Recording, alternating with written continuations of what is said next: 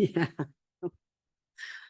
Good evening, everyone, and welcome to the Clark Memorial Clubhouse. I'd like to call to order the regular meeting of the Town Council of the Town of Clarkdale for Tuesday, August 13th, 2024 at 6 p.m. in the clubhouse. Vice Mayor Hunsetter, Present. Councilmember Babbitt Pierce, Present. Councilmember O'Neill, Present. Councilmember Jones, Present. and please note Mayor Prudhomme-Bauer is here. We have a quorum.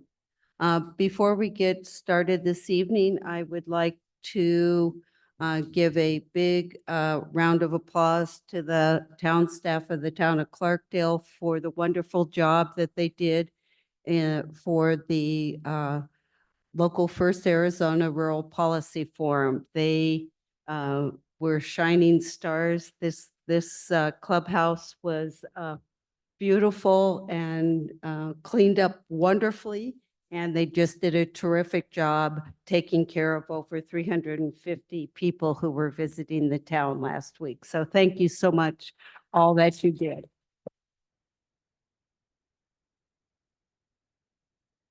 Item 3, let's move on, is public comment. The town council invites the public to provide comments at this time. Members of the town council may not discuss items that are not specifically identified on the agenda. Action taken as a result of public comment will be limited to directing staff to study the matter, responding to any criticism, or scheduling the matter for further discussion and decision at a later date. Persons interested in making public comments on a specific agenda item are asked to complete a brief form and submit it to our town clerk during our meeting, and she will hand it off to me. Each speaker is must limit their comments to 5 minutes, and I do have a timer here. So with that, does anyone wish to speak? I believe I'm going to call on Brian Smith to speak first because he had indicated he wanted to speak. So Brian, please come up and state your name and if you're a Clarkdale resident. Thank you.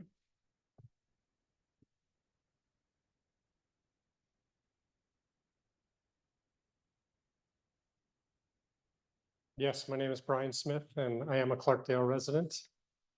And so, good evening. Good evening. And I was originally going to make a presentation for Cottonwood Airport noise mitigation for the town of Clarkdale. I believe all of you have a giant packet there on your desk. But after submitting a digital copy to Charity this morning, somebody wisely looked at it and realized it was going to take more than 5 minutes to go over it. So thank you, whoever it is that figured that out. And I got a couple of emails and just offering the option to schedule a work session with the council so that we can discuss this in depth, have some Q&A and dialogue, and invite the community to it as well. So since this isn't on the agenda, I have indicated my interest in going that route. So hopefully we can get that going, and I look forward to meeting with you all in the future and discussing this topic. So, I appreciate that. It is quite a lengthy presentation with a lot for us to discuss, and I think you'll be hearing from our town manager on some dates for a work session. thank you. Okay, thank you very much, Brian. Thank you, Brian. I think Mary Lou Rose would like to speak. Hello, thank you for letting me speak. I'm going to read because it's easier. I'm a resident of Clarkdale and Mountain Gate. I'm deeply concerned about the health and safety risk posed by the increased touch and go operations, particularly from Embry-Riddle over our town. As you know, these operations have surged in the last year or two after Cottonwood altered the flight paths, directing most of the traffic over our homes. In October 2023, the EPA highlighted the health risks of leaded aviation fuel, especially for young children, which is used by every plane in the flight school. There is no safe level of lead, and I brought this up to a town meeting before. Additionally, the National Institute of Health has published numerous studies on the harmful effects of noise. Beyond these health concerns, there's a significant safety risk with so many touch-and-go operations performed by student pilots. Since May, I have counted at least 6 incidents of emergency landings or engine aircraft issues in Prescott, Cottonwood, Paulden areas. I know at least one was Embry-Riddle. I'm still trying to verify the other planes. Despite repeated increase to Cottonwood Town Council, the Airport Commission, and Embry-Riddle regarding their safety plan, I've received no meaningful response. Embry-Riddle spokesperson Megan Fitzgerald stated they do not discuss safety and security matters with the public. This is troubling, as the public absolutely deserves to know about safety protocols, especially when these students fly the exact same pattern thousands of times over our homes. Clarkdale should prioritize the health and safety of the residents. You had a work session in February. We're 6 months later. We voiced our concerns for months. What is the response, and what specific actions will the town take to protect the citizens? Thank you. Thank you, Mary Lou. Is there anybody else who wishes to come up and speak at public comment? Is there anybody online who wishes to speak, Charity? No, Mary. I would like to speak. Okay, if you could please state your name, and if you're a Clarkdale resident, that would be wonderful. Thank you. Sorry, I'm not there right now. This is Carla Erickson. I am a Clarkdale resident. And I just want to thank Brian for putting together a presentation. I don't think we have much time. There's a lot going on with this airport and the noise. It's getting worse. So Susan, when you're getting ready to put this together, I think time is of the essence to listen to Brian's report.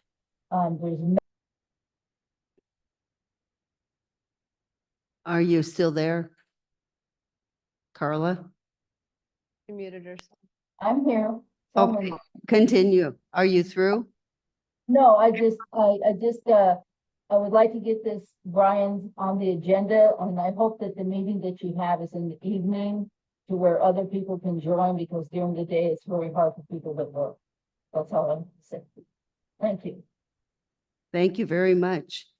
Anybody else wish to speak at public comment? Okay, seeing no one coming up or no one indicating online, why don't we move on to the next item on the agenda, which is reports. In your packet and the packet online were the current events reports from the mayor, vice mayor, and council members. And then we have organizational reports. Some were submitted electronically and some we'll just hear tonight where they stand. So the first one is Verde Valley Transportation Planning Organization. No meeting. Northern Arizona Council of Governments. Meeting is next week. Northern Arizona Municipal Water Users Association. There was a meeting and I missed it and I don't have the notes yet, but when I do, I'll forward them to you. Okay, thank you. Transportation Policy Advisory Council. Yes, we met last week and I have nothing to report as the federal government has not yet signed their budget. It should be a really interesting year for us in transportation next year. A lot of people who served on transportation committees in the state legislature lost in their primaries. And so we're going to have a whole new crop of legislators to educate about the importance of what we do. NACOG is ready. They have a plan. They create binders for legislators. They invite them to a lot of events. So I'm very hopeful for the future of transportation, but it is going to take us a couple years. Thank you. Thank you. Verde Front Leadership Council met yesterday. I will get the notes off to everybody. We did have at least one person is leaving the group, Todd Willard, who's been the face of the public national Prescott National Forest for many years, is retiring this month. So it was good to get to see him before his retirement. And so I'll get notes off to everybody as soon as they're available. Sustaining flows? There was a meeting I was unable to attend, but they're working towards framework around water consumption and continuing to sustain flows in the Verde. And I think as I reported at the last meeting, I think they're hoping to have something to report out at the State of Watershed Conference in September. Thank you. Yavapai Community for Young Children, We meet in 2 weeks. okay? And Cottonwood Airport Noise Working Group. As I shared at the last council meeting, the Cottonwood Airport Noise Working Group has been suspended until further notice, as has been the Cottonwood Airport Commission. Cottonwood has not hired a new airport manager. We don't know where that is in the process, but until it seems that possibly that person is hired, they have suspended all public work groups related to the airport. Thank you. Okay, let's move on to the item number 5 was a memorandum to the council. We had a special event liquor license recommendation. It's for information only, and it was approved by the Clarkdale Police Department. A special event liquor license for the Clarkdale Foundation, which hosts the Clarktoberfest on Saturday, October 5th, 2024. So that was information only. Let's move on to item 6, the consent agenda. There are 2 items on consent this evening. One is approval of the minutes from our July 23rd meeting, and the second one was support for the Upper Verde River Watershed Yavapai Ranch Phase 4 Water and Land Conservation Fund requests from the Prescott National Forest. Do council members want to poll either of these items for discussion? Okay, hearing none, I'll take a motion to approve consent agenda items. So moved. Okay, second? I'll second. It's been moved by Vice Mayor Hunsetter and seconded by Councilmember Babette Pierce to approve the consent agenda items A and B as presented. All those in favor of the motion, please say aye. Aye. All those opposed? Hearing none, motion carried. Okay, let's move on. We have a large agenda of new business items tonight. And the first one, 7A, is EPA lead and copper rule revision lead service line inventory. This is a discussion item only. So we have Lou Anderson is here, and we have a representative from Hazen Sawyer who will present this topic. And this is one of the many. Yeah. This is a good one. Lou, why don't you go ahead and present it? Okay, thank you, Mayor. Yes, I just want to introduce Andrea Begay. Sorry, it's been a long day. She's going to present for you and help educate where we're at with this Okay. particular rule. Thank you. Thank you. Welcome, Angela. Just state your name and your organization and go for it. My name's Andrea Odegaard Begay. I'm a project manager with Hazen and Sawyer out of the Phoenix area. And we were hired earlier this year to provide support for compliance with EPA's lead and copper rule revisions program. And this is not plugged in, so if you can go to the next slide. I got it. The intent today is, I do have numerous slides, but I'm going to try to go through them relatively quickly just to give you a brief overview of what the lead and copper rule revisions are, in case people are not familiar, where we are so far in our project, what we've done to date, and then talk about the next steps so that we can prioritize either field verification or public notification. In reality is we're going to have to do both of these moving forward, but in which order and what to prioritize next will be what I want to share with you next. So if you go to the next slide, I've got some title slides in there, but, and I didn't realize this one build, so you can go ahead and build the whole thing All the while way I around? talk. Okay. The lead and copper rule revisions was promulgated by EPA as part of their initiative ongoing to protect public health and eliminate the concerns with lead in our drinking water system. It was promulgated in 2021 and gave a 3-year timeline, so October 16th of 2024, later this year, to meet certain criteria. Since then, if you go to the next slide, the LCRI, lead and copper rule improvements, has deferred some of those deliverables. So the immediate deliverable right now that we have for October is a service line inventory. So identification of the materials of the pipes in your distribution system that's feeding your homes, customers, et cetera. And then there are some deferred deliverables for 2027, which include a replacement plan should we identify that any of those lines are indeed lead, a list of schools and childcare facilities, and then a sampling plan so that we can sample at critical facilities and confirm that there is indeed no lead in the drinking water that may have leached out of the pipelines. And then longer term, the goal is for 100% replacement of any lines that should be either lead or galvanized requiring replacement. So galvanized steel lines that were at one point located downstream of lead lines. Those would also require replacement. So full replacement in any of those lines by 2037. So we're in the very initial phases of doing an inventory and identifying what pipelines are in your system. So if you go to the next slide, just high level, the steps, identifying what the inventory criteria are, how are we going to determine what the pipe materials are in your system, putting together the framework, a couple items that are not due by this year, but are going to lead to the overall inventory, which are identifying indirect methods. Can we interpolate and make any assumptions about some lines in communities or developments that maybe we don't have direct information for, but we're all built around the same time. So it's relatively safe to assume that their building materials were the same. And then field work. So actually going out and field verifying either visually, well, really visually, what those pipe materials are. So if you go to the next slide, should be a kind of overall schedule for this program. We were under contract this spring. We are near completion in the initial inventory framework. As I will have in a few slides forward, we do have some unknowns right now in the system.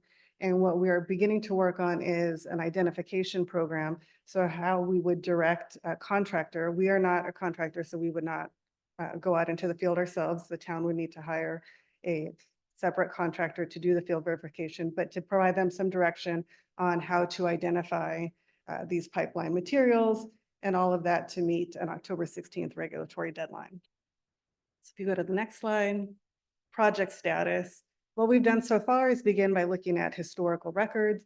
So that is record drawings, as-built drawings of your subdivisions, water lines, et cetera. Looking at regional codes, looking at previous minutes from council meetings, from any kind of other town groups, public works. Were there other codes that were initiated or agreed upon by the town that you're following that we need to take into account? And then we did some staff interviews, although we can't go just on the basis of staff interviews, but trying to gather as much information as we can to identify your buried infrastructure materials. And if you go to the next slide, that has also included primarily looking at, well, maybe the next slide. This is not doing what I expected it to do, but keep going. Looking at construction parcel dates. So looking at Yavapai counties, we've gotten permission to look at their website and identify all the property parcels in the town to identify their construction year, because there was a lead ban in place in 1988. So we can safely assume that anything that was constructed post 1988 is lead free, and that helps us narrow down those materials of construction. So next slide. All in all, we're trying to funnel down. You have 2,000 connections in your system, and how many of those do we know what those materials are, and how many do we actually go out and need to verify? So Arizona lead ban in 1988, parcel construction year, if it's post that, probably does not have any lead. Service line diameter also generally 2 inches and larger are not lead lines. So how many of those lines are in your distribution system, and can we funnel down to identify any unknowns? So if you go to the next slide, this is a map of the town, and what we've identified so far, the blue dots indicate non-lead lines, and the red dots are unknowns. So I want to clarify that these are not lead lines. We don't know the material yet. And based on the work that we've been doing in the state, in various regions of the state, it's highly likely that you will reach a non-lead designation, that you don't have lead lines. We can't confirm that as of yet, but as you can see, there are still numerous, and you can see certain areas and pockets of lines that we do not know the material of yet. So they'll require field verification to understand that. If you go to the next slide. So of those 2,000, approximately 1,300 are non-lead, but we do have over 700 connections unknown right now. So next slide. So now we're at a point of, we have an initial service line inventory, but we have a lot of unknowns. So the next step is going to be either doing further record research to see if we can narrow that down further. But even if we can, there will still be a requirement to do some field verification and really visually identify what the majority of these unknowns are. And then that goes into the long-term, a replacement plan if needed. So if you go to the next slide, our next steps, we kind of have two options. One, accelerating field verification. We will need this regardless, but if we want to identify those line materials prior to October 16th, which is not a requirement, we can list them as unknown and just continually update and work on the inventory. We need to act immediately, or we can still prepare for field investigation, but in a longer term, and also right now immediately prepare for unknown designation, which means public notification for anyone that has, we don't have any lead identified. So if they had lead, galvanized requiring replacement, or unknowns, so really we're talking about all your unknowns, notifying those customers that their service line material is unknown. And if it does turn out to be lead, here are the health implications. So making sure that we address that with our customers and be prepared to answer any questions that they may have. But to go into a little bit more detail, those two options, if you want to go to the next slide. Field verification, ADEQ is requiring 3 points of verification, and they could be visual. So if you go to your meter box, 2 of the points need to be on the public side. So at your meter box, if you open that up and you can see the service line material, that's acceptable. If you go to the customer's house and the line is coming above ground before entering the home, you can visually see the material of construction. That is acceptable. If you cannot visually see those, then that requires some soft digging until you can expose the line and identify 2 points on the public side and 1 on the customer side to identify what those materials are. So if you go to the next slide, if we were to expedite this, we have started on an identification program. We have a very short window, really a few weeks, where we would need to have a contractor, get them in the field and have them identifying lines so we can incorporate that into our inventory and submit that for the October 16th deadline. And assuming there are no unknowns at that point, there's no need for public notification because we don't have any unknowns. Possibly doable, but very tight, very, very tight schedule. So if you go to the next slide, just what we have seen with other contractors throughout the state, they can generally get 50 sites per day. That's a relatively aggressive schedule. And the cost is on the order of $100 per site. Obviously, that's going to be dependent on who you contract, their availability, their own rate structure, et cetera. But to give you an idea of what this would cost and the time frame, we initially presented this to Public Works in late July. So you can see we had an assumption of starting in August. We're already a couple weeks past that. We can possibly truncate the inventory finalization and contingency, but it's getting tighter and tighter to get someone out in the field to get these sites done. And the reason that there's a low and a high estimate is because when we are in the field and identifying sites, if we see a consistent pattern in a certain development, then we can use some interpolation to try to narrow down the number of sites that we actually need to look at. But you don't really know until we're in the field and what we find out. So it could vary. If we have to do 700 plus sites, we're looking at $70,000 plus to do all of those. Or based on what we've seen elsewhere, we could make possibly half that or 2/3 that. So if you go to the next slide, just a couple issues, and really we can just skip to the next slide, is my understanding in Clarkdale is, and it's not just Clarkdale, but other outside of maybe the Phoenix metro municipalities, your lines going to customer homes are buried and don't necessarily come up above grade.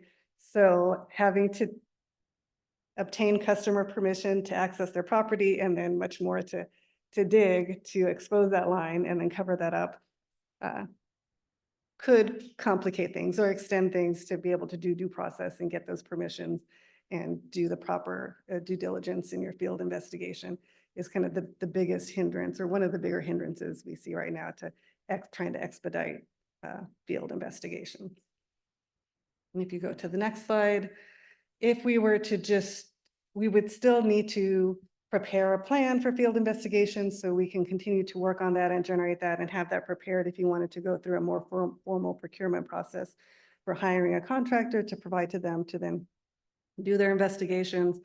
That doesn't preclude us from meeting the October 16th deadline. We say these are the service lines we have identified the material of, we have this many unknowns, and then you're required on an annual basis to update that. So between this October and next October, you have time to identify the materials of those unknowns and still be in compliance with the rule.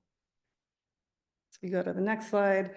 And what that gives us time to do then, in lieu of focusing more effort on the field investigation, is focus that on communication, outreach, educational materials for your customers, drafting that, having ADQ review that, and then being able to issue that with or without graphics. So that would need to be done by November 15th. So you still have some time to do that, but it gives us more time to coordinate with both the town and ADQ with regard to messaging.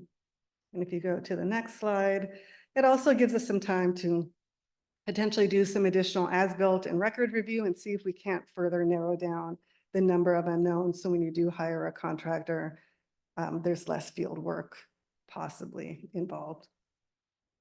And then I think the final slide is just an overview of some of the pros and cons. So accelerating the field verification, you won't have any unknowns. You'll know by this October, by this deadline, what you have, and you don't have to worry, assuming that there's no lead, with any additional public notifications or verifications because there is no lead.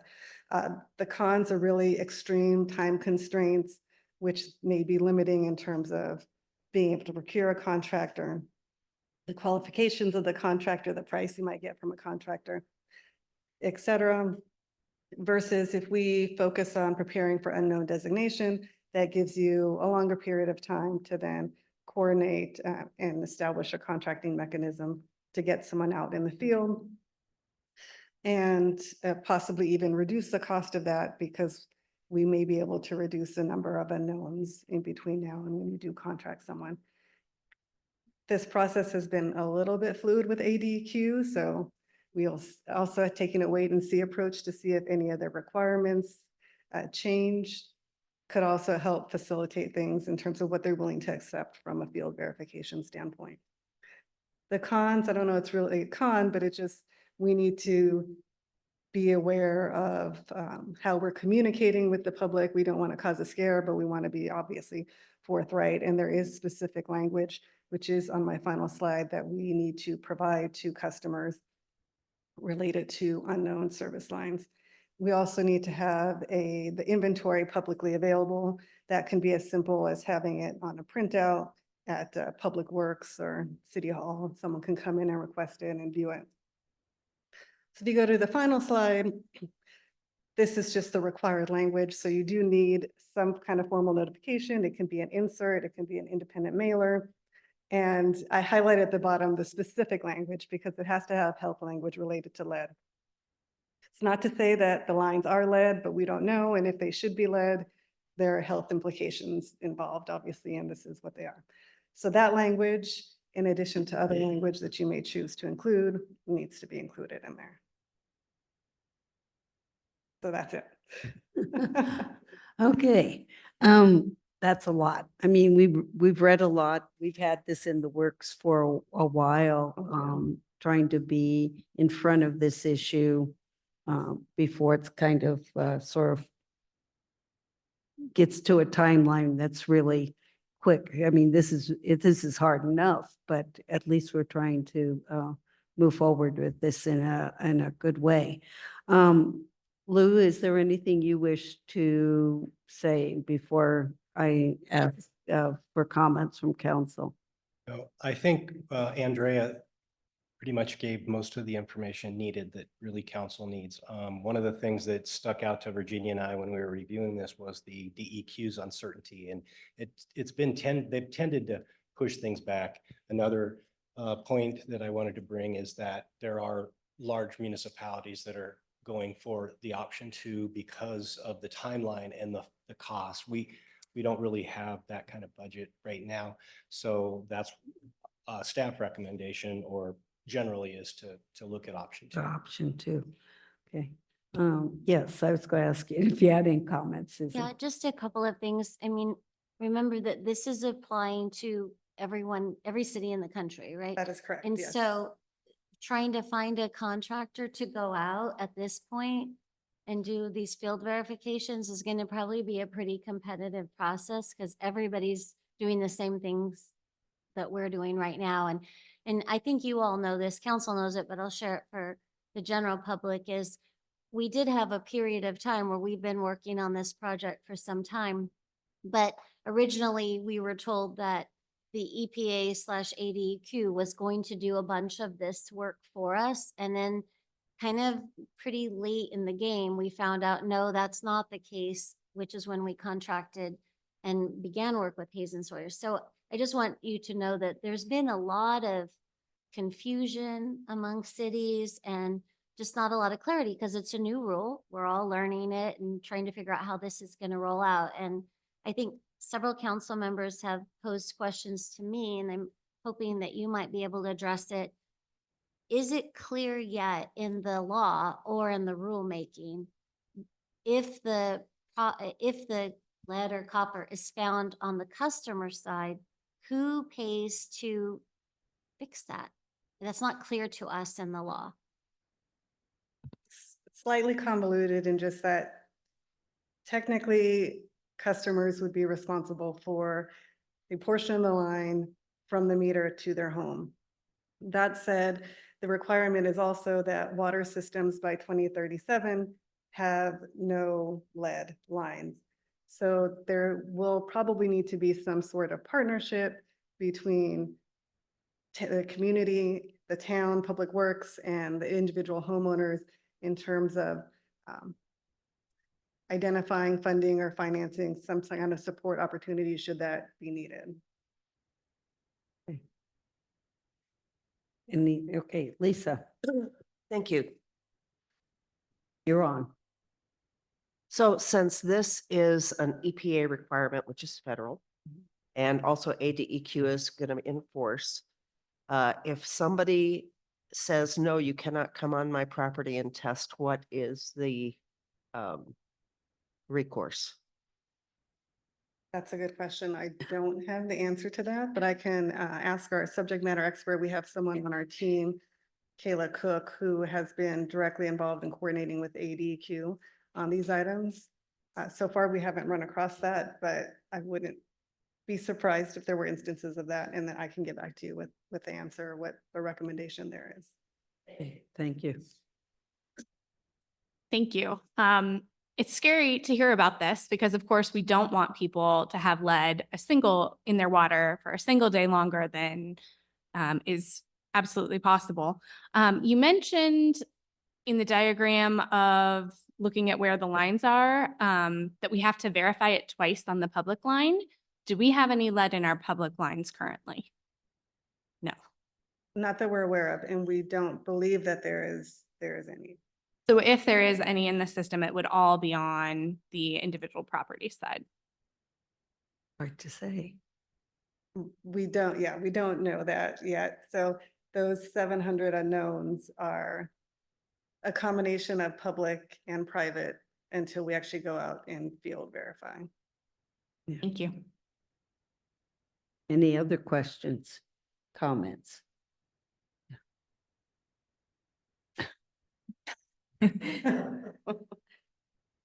I guess, yeah, I mean, my question is similar question is what happens if we find lead?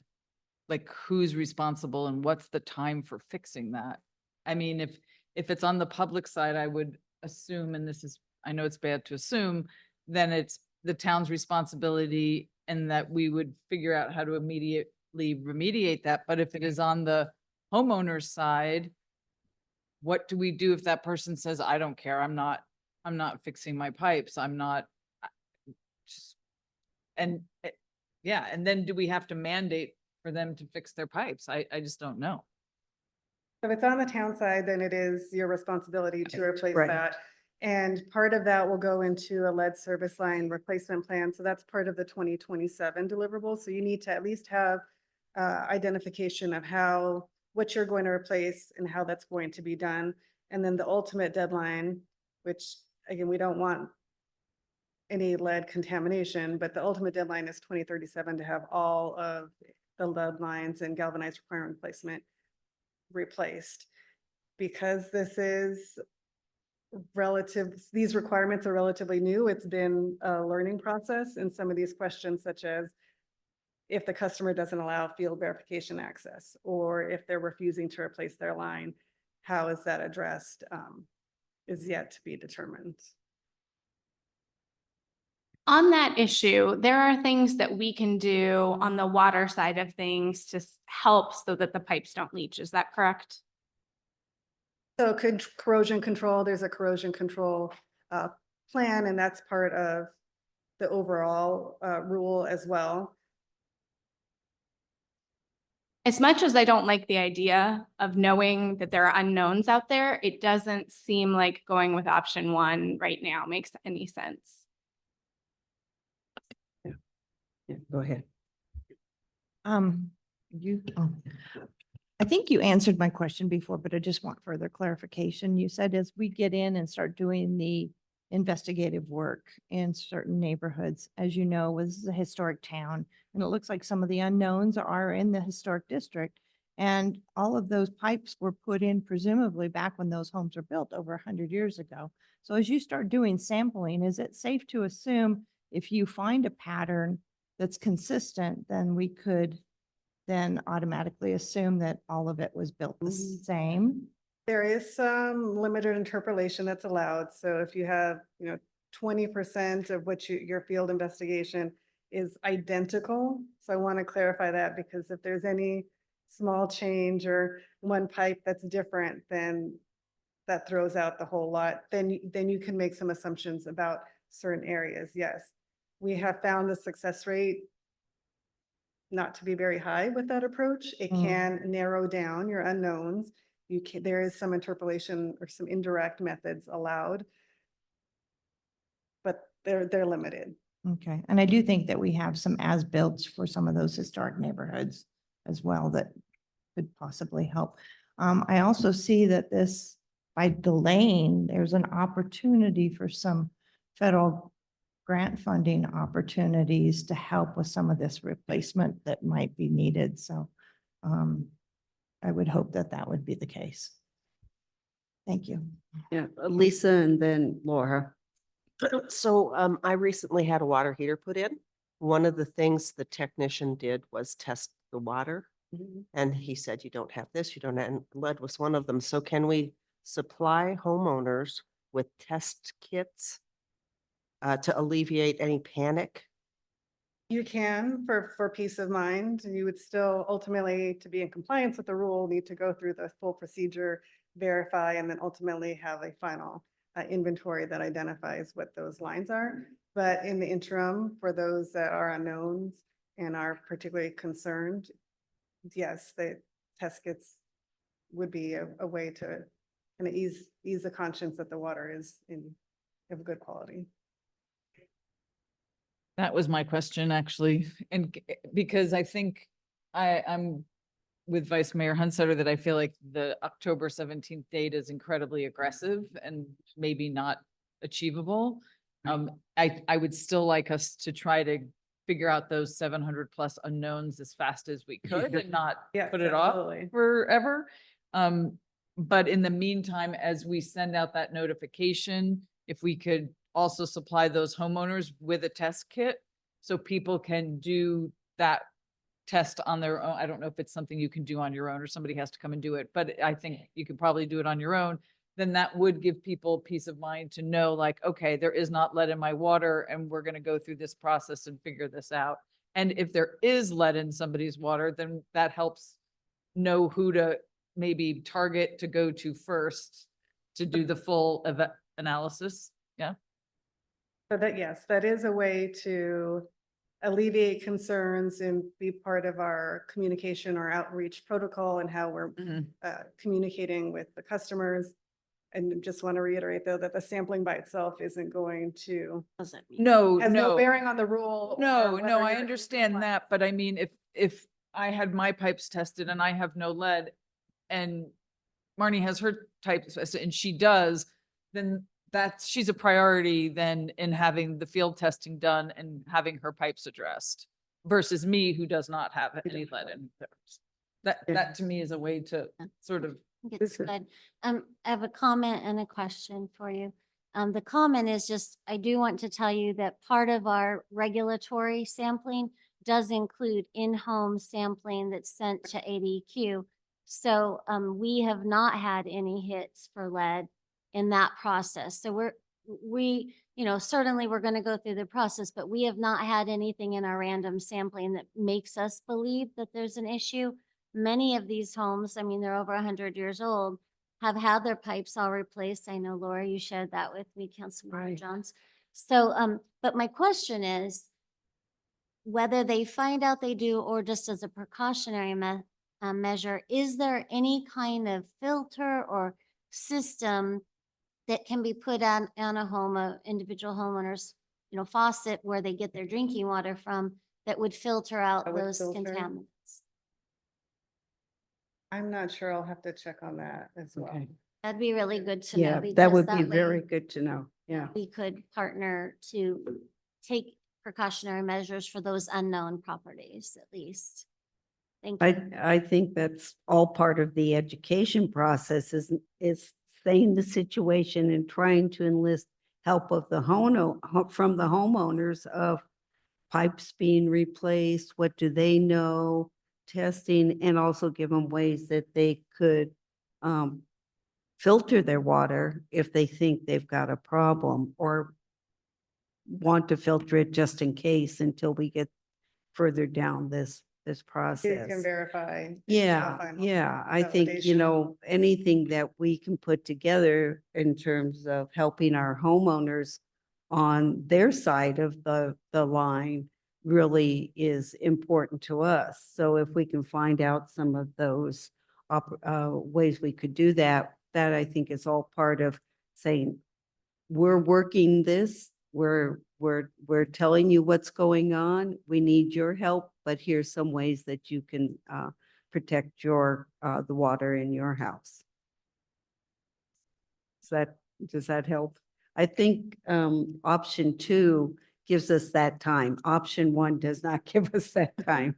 I just don't see us being able to accomplish that real fast. But option 2, we need to be diligent about and get on this. Is that kind of what council members are thinking on this? Yes. And I also think that there are some Clarkdale citizens that think that we're not being transparent. And if we try to comply in a rushed fashion, that doesn't give us the opportunity to make sure that everybody knows what's going on. And I think that's important in this day and age. Yeah, yeah, yeah. I think that would also give us time to research, the lead testing kits and what that Right. process is. Is it something they can do at home or is it something that's Right. going to have to be sent away and Yeah. what is that cost? And I did just receive a message that RO systems do. That is one thing that they will catch. So I mean, there might be other solutions that we can look into just for short term while we're working through the inventory and working with people if they do need lines replaced, so. Any other comments from anybody? My- Are there people in the audience who have questions? I had one more. Okay, go on. It's sort of related, but not exactly. So we've been talking and we'll talk about water meters. And we're talking about pipes and we've been talking about lots of things and sewers and this. And I'm wondering if it is not beneficial for us to start to look at some kind of a system that does an inventory for individual homes. So people know what has actually been done on their home and that it's Oh. kept in one place. It's a fantasy that I have. So, because my joke is when I bought my house, there was a folder with one piece of paper with a hand-drawn picture of my house. And they were like, here you go, this is what we have. So as we're doing these things, and it may be that there are a couple of different systems that get cobbled together, but it would be nice to know that when if I sell my house, I can send somebody to the town and they can say, oh, yes, your house pipes were tested for lead here. You were negative. You've got that, it would just be nice. So that's just a big picture fantasy that I have of some kind of a lovely software that does that But- for everybody. I think we have kind of a precedence for that, Laura, with like the soil remediation. Yeah. So it's, the more we find out about our properties, that the better off it is when we go to sell them, and that we know we have a clean bill of health, if you want to say, to your properties without any, And Um, the staff knows, yeah. right? Like the staff has the information that they can access for their own. And our new systems, all the things that we've implemented in the last several years are creating that database. Historically, no. I mean, we're Yeah. pulling individual files, trying to find things, but anything newer, absolutely, it's there. And it's just a matter of all these different things, the soil remediation, this process, uploading those into that same system. So it's a great idea, and I think that's something we should be working towards. So And thank you. it could be, as we put out the information to homeowners of these unknown properties, that they can share some information back with us, because oftentimes that hasn't been told to our public works area. So if we can enlist that help too, that might help with facts. I mean, they've got to verify it. This is the work they had done, when they had it done, who they did it with, if they have the actual receipts of all of that, I think can also help build that database too. So I think it's not just us giving information out, but also enlisting help of our homeowners to help get those unknowns cleared up. So anything else? Does anybody have any questions out in the audience? This is a really big topic. So if you do, raise your hand and I'll ask for us to open up to public comment.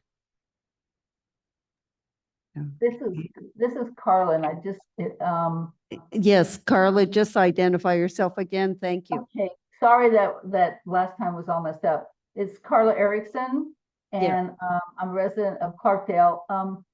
We just did this in our community, and we did send out a letter to everybody, but we asked them to look at it first themselves, and if they had a question or they couldn't do it, to let us know, and we sent someone out into the field. But we did send a letter out, and most people could go out and check check it for us. They sent that information back to our water person that we have that does our water, and that did save a lot of time. And the lady that's doing the presentation is correct. We did a sampling. We're a much smaller community up here, but once we got our sampling, then the water person we had compiled all the data and sent it in. We didn't have to do every home, because in certain areas, it was evident we had no lead. So we did send the letter out. It was very good. We got a good response. Most people checked their own because they know how to check it, sent it back in. And then those that couldn't do it or didn't understand it, we sent someone out. So that's just a thought. That's all. Okay, so when you say you did it, Carla, is that, you live in Mountain Gate, is that correct? We're a Mountain Gate, but this, I'm talking about the community in Colorado right now. We had the Oh, same. gotcha, I see do what the you're same saying. Thank thing, you. yes. Okay, Just a little information for you, because we've already been through this process. okay, thank you so much, Carla. Yeah, What some communities have done, have been to send out postcards and have a website so that homeowners can go and visually inspect and provide input, or take a photograph and upload that and provide input so that there's less field verification by the contractor. In this case, again, if your lines are entering your homes below grade, A little they harder to would, do. yeah, and maybe that's a, have them dig up their own line, but might as well have the contract go out there, but we'll continue to try to narrow down those Okay. unknowns, so. But yes, community engagement has worked, but you have to have your lines accessible to do that as well. gotcha, thank you. So it is pretty much a consensus of the group that we want to go option 2. Which gives us time to do more work on the unknowns and get some information out to our residents. Is that correct with all of us? Yeah, I'm seeing everybody saying yes to that. So I think that's the direction we want to go. Excellent. Thank you, Mayor. Thank you. you so much for the information.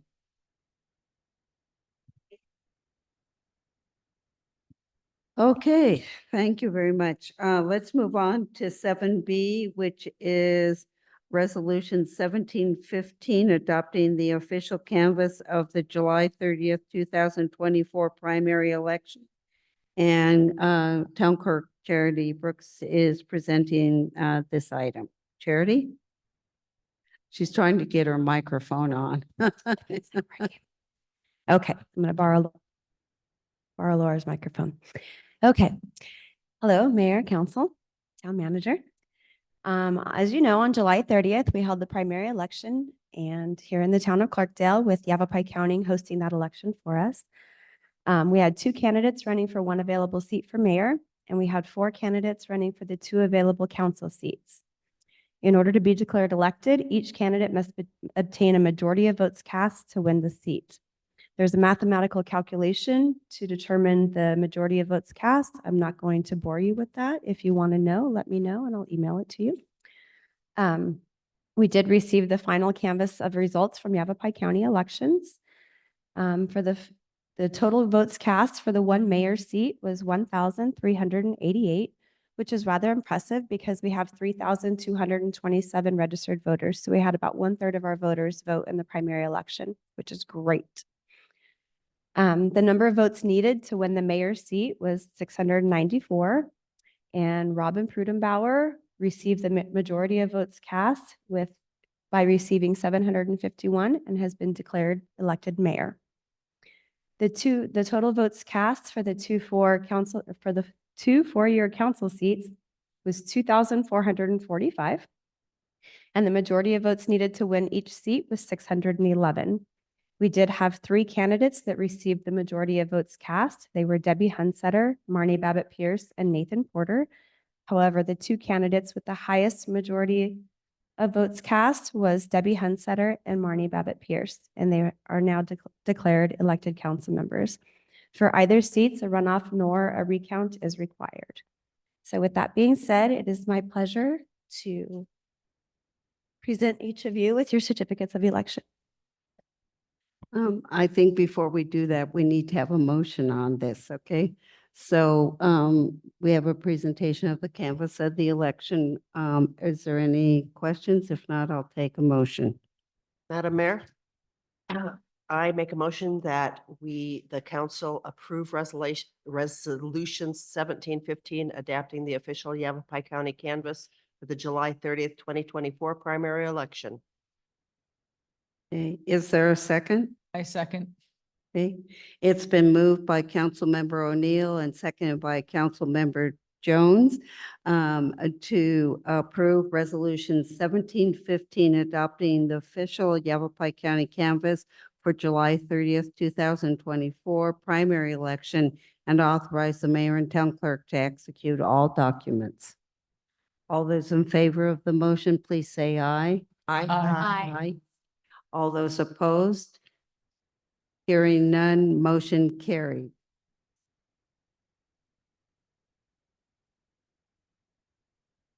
And now you can do what you need to do, Charity.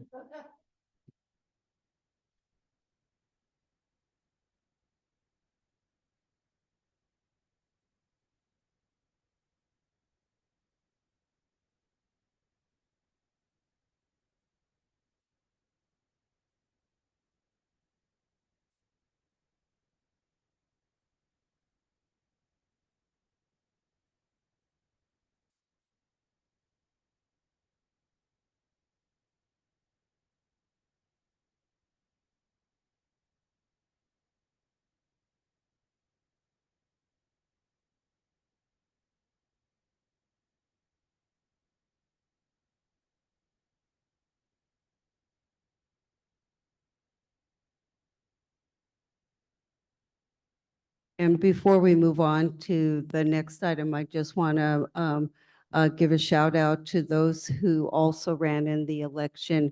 I thank you for stepping up to the plate and to putting your voice out there in the community, and hope that all three of you will be involved in our projects and activities throughout the town. So thank you too.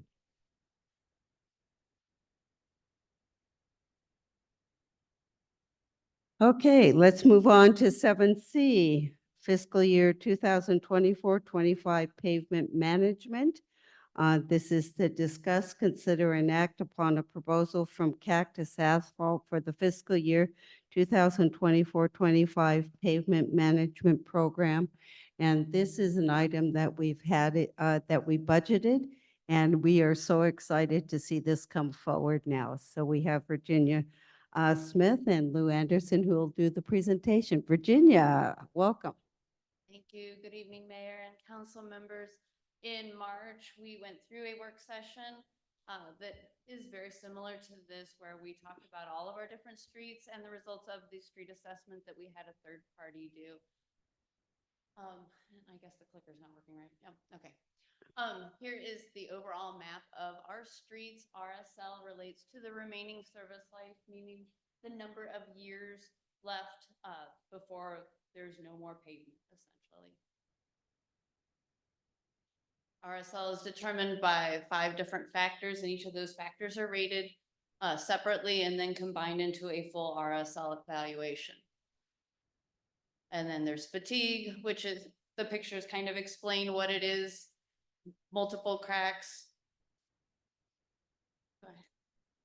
Transverse, where you have the crack straight across the street.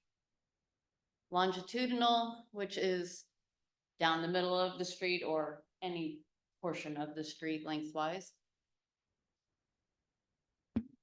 The edge cracking, which we see a lot in Clarkdale due to the lack of curb and gutters. And patching, where we've done repairs and had to repair the asphalt afterwards. The treatments, there's various kinds: mill and overlay, chip and fog seal are the 2 primary ones. And then there's some as needed treatments for specific problems or prep work for those other 2 main treatment types. So the street assessment showed us some streets that needed some special attention. These are the worst ones that we found. Rio Vista area, especially along Rincon, we were considering a 2-inch overlay for that, and as well as some chip and fog seal. North Broadway, from right where it goes by the park.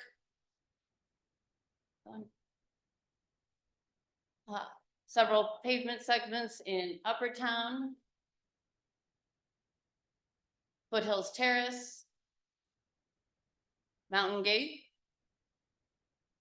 and Black Hills Estates. This one. Okay. As you can see, we have roads that need help throughout town.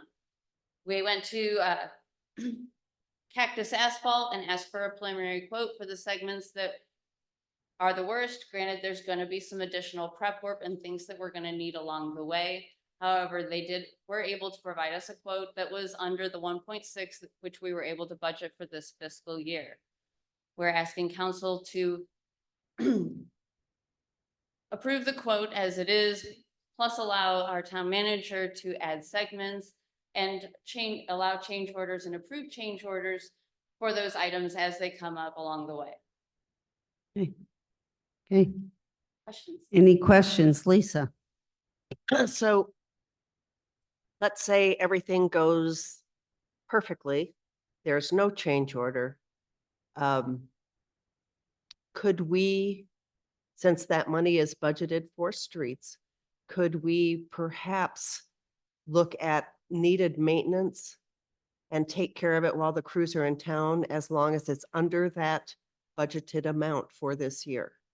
With your approval to add the segments and allow those things to happen, of course, we would be looking, if we have that and we see that availability coming to light, we would go back to the assessment and look at those RSLs to pick up the next batch, because essentially as they get older, they're going to get worse. So we would want to repair most likely those that are the worst off after we do the batch that we've already identified. Yeah, Marnie, Thank you. This is really exciting to see it come in under quote because we know how expensive this road maintenance is. We know how important it is. Generally, there's not much grant money to fix existing roads. And so we really have to fund this all ourselves. And so I love the idea that if all this gets done and there's still more money left over, that we could start another project, do a little bit more of a neighborhood. Lower Clarkdale, when they were doing Broadway, was able to be repaved part of it, which was great. So if we could keep moving on the plan and get some people before we thought we were going to be able to, that's really exciting. yes, yeah. Anybody else comments? Or just a comment, just for the benefit of everyone, when we did the workshop session, we did a triage plan at that point and looked at the ones that were really worse. And that's what we budgeted for based on the available funding that we had. And so just because this first group is done doesn't mean that there's not more work behind it. And we know that the majority of the cost is to get a contractor here with all of the equipment and the material. So if we have that opportunity, then, and like the adjoining street maybe was further down the list, but we can do it very inexpensive, then I'm glad that we have that opportunity to do that. Yeah, Laura. I guess I'm kind of wondering of what may be the unknowns. So Rincon is a great example, I think, of a street that's barely a street at this point. I think it's fair to say. So do we risk overruns on some of what is the worst? Because this is the worst. So I'm kind of relieved that it's come in a little under what we budgeted, because I fear that they're going to get someplace and be like, oh, this is even worse than we thought. And it's going to cost more than what we thought it would cost. And there is always that risk when we're doing, pavement preservation. We'll get to a spot that needs more treatment or needed more prep work than what Cactus assessed when they were here looking at it for the quote. So, I mean, there is that possibility. Right. Any other comments? Yeah. Yeah, I would just like to further add that I have high respect for Cactus. They've done work for us in the town before, and they've always done a great job. So I have a really high level of confidence in this contractor. I think just also to say how we did this, that we did a whole assessment of all the roads in town, and I believe we have the report that identifies all of the roads and where their status is. So we are starting with the worst and going to work our way through it with the commitment of having a minimum of $500,000 annually in the budget to continue to work on these roads and do some maintenance, keep them to a point so we hopefully don't have to do things like a bond measure and those which are things we tried to do several years ago. We know that wasn't successful. So this is a real plan to work on our roads. And yet it might not be your road, but we'll get to your road. How's that? Because it is a costly, yeah, I looked at you, Amy. You're just sitting there. No, I'm just kidding. But I mean, you know, we would like, it would be nice to have, I don't live on a town road, but le- uh, uh, let's say you live on a road that's not in the first round. It is going to get done somewheres. It might take a few years to get there, but we've committed to diligently work on our roads at Clarkdale, I think is the point. Yes. Will you take a motion? Yeah, and I'd like to have included in the motion that it's the budgeted amount plus giving approval for change orders and additional sections to be added to keep under the 1.2 not to exceed 1.6. So it's the contract plus those other items.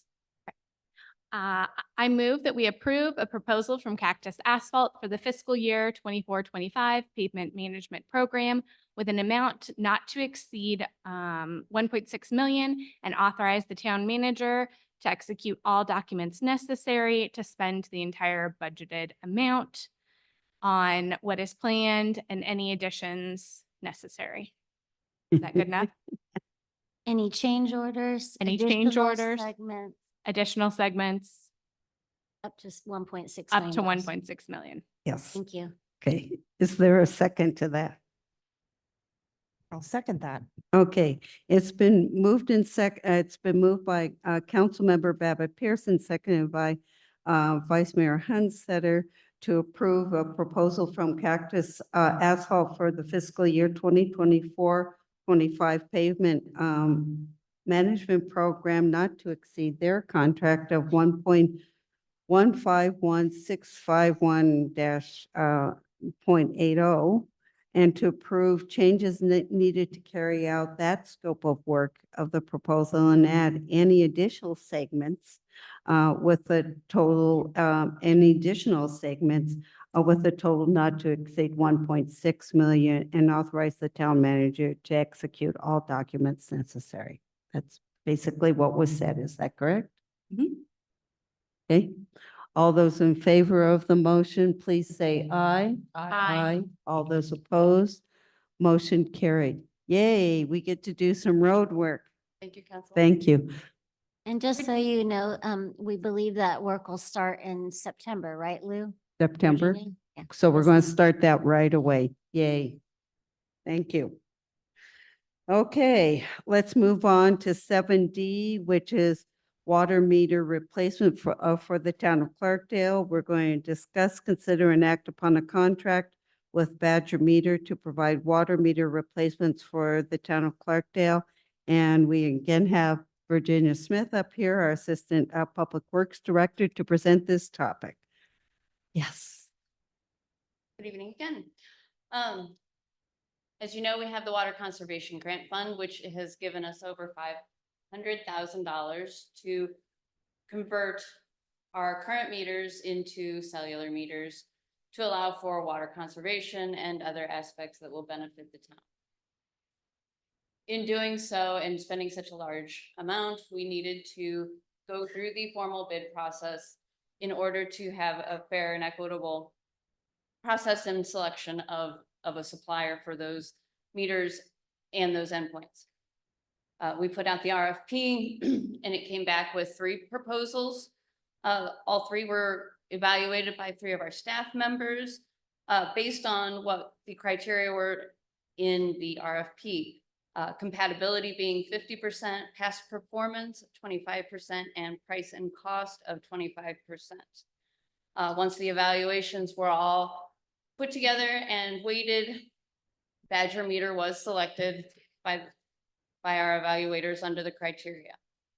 So staff is recommending that council approve a contract with Badger Meter in order to supply the town's water meters over the next couple of years, not just for the amount for the grant, but a continuing relationship. Okay. Questions for Virginia? I believe you guys have already, and I just want to clarify, we're not actually replacing the meter, we're replacing how we read the meter. We're changing how we read the meter, is that right? Meter replacements are standard routine maintenance, so that's gonna happen regardless. So yes, some of what we are doing is standard meter replacements. The part that's changing and being updated is the antenna or the endpoint. So instead of an RF drive-by antenna, it'll be a cellular antenna that we don't need to drive by to get those signals. Right. So, and I think you've already started doing this, yes? Yes. Okay.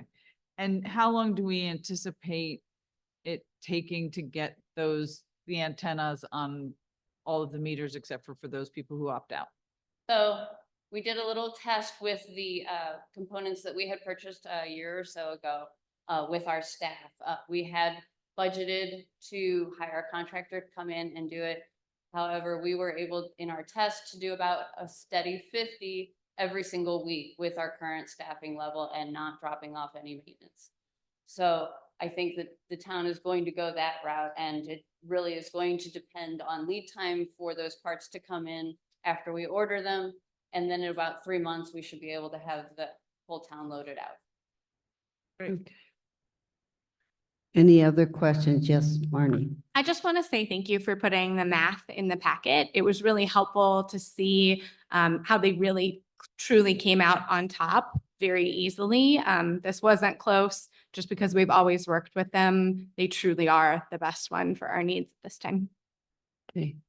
Any other comments? Yes. I just want to recognize Virginia. She actually wrote the grant application to get it's $566,000, I think, and got that grant through WIFA, Land and Water Conservation Grant. So, and, really took that under her own belt and really made it successful. And not only has done the application, but has worked really closely with DK on all of our compliance paperwork. We have to report periodically, and I'm really proud of the work she's doing, so. Great. Charity, is there, I think at this moment I see that there's some comments from people online, but also maybe people in the audience wish to comment. So if it's okay, could we open it up to public comment? Okay, go ahead. We have a comment and a question online. Mary Smith is stating the townhomes are so close together, this causes a more concentrated saturation of EMF. And which homes have you replaced thus far? So there's been replacements throughout town. Then not one isolated area. We did focus on Mountain Gate as our test area just because we have meter lids that we have to replace in addition to the cellular endpoints. But originally, when we got all those parts in, we focused on the people that had leaks because it is much easier for our staff to assist customers in finding their leak and ensuring that it was fixed when we have that constant data that we can look at. So there are cellular endpoints in various parts of town. Customers are more than welcome to call if they're not sure whether they have one or not. Call our utilities office, and any of our staff are happy to answer questions. We're not typically ones to divulge information about other account holders' information, so that might be a tricky part that you might have to go to the town clerk and file a public records request to get that sort of information. Right.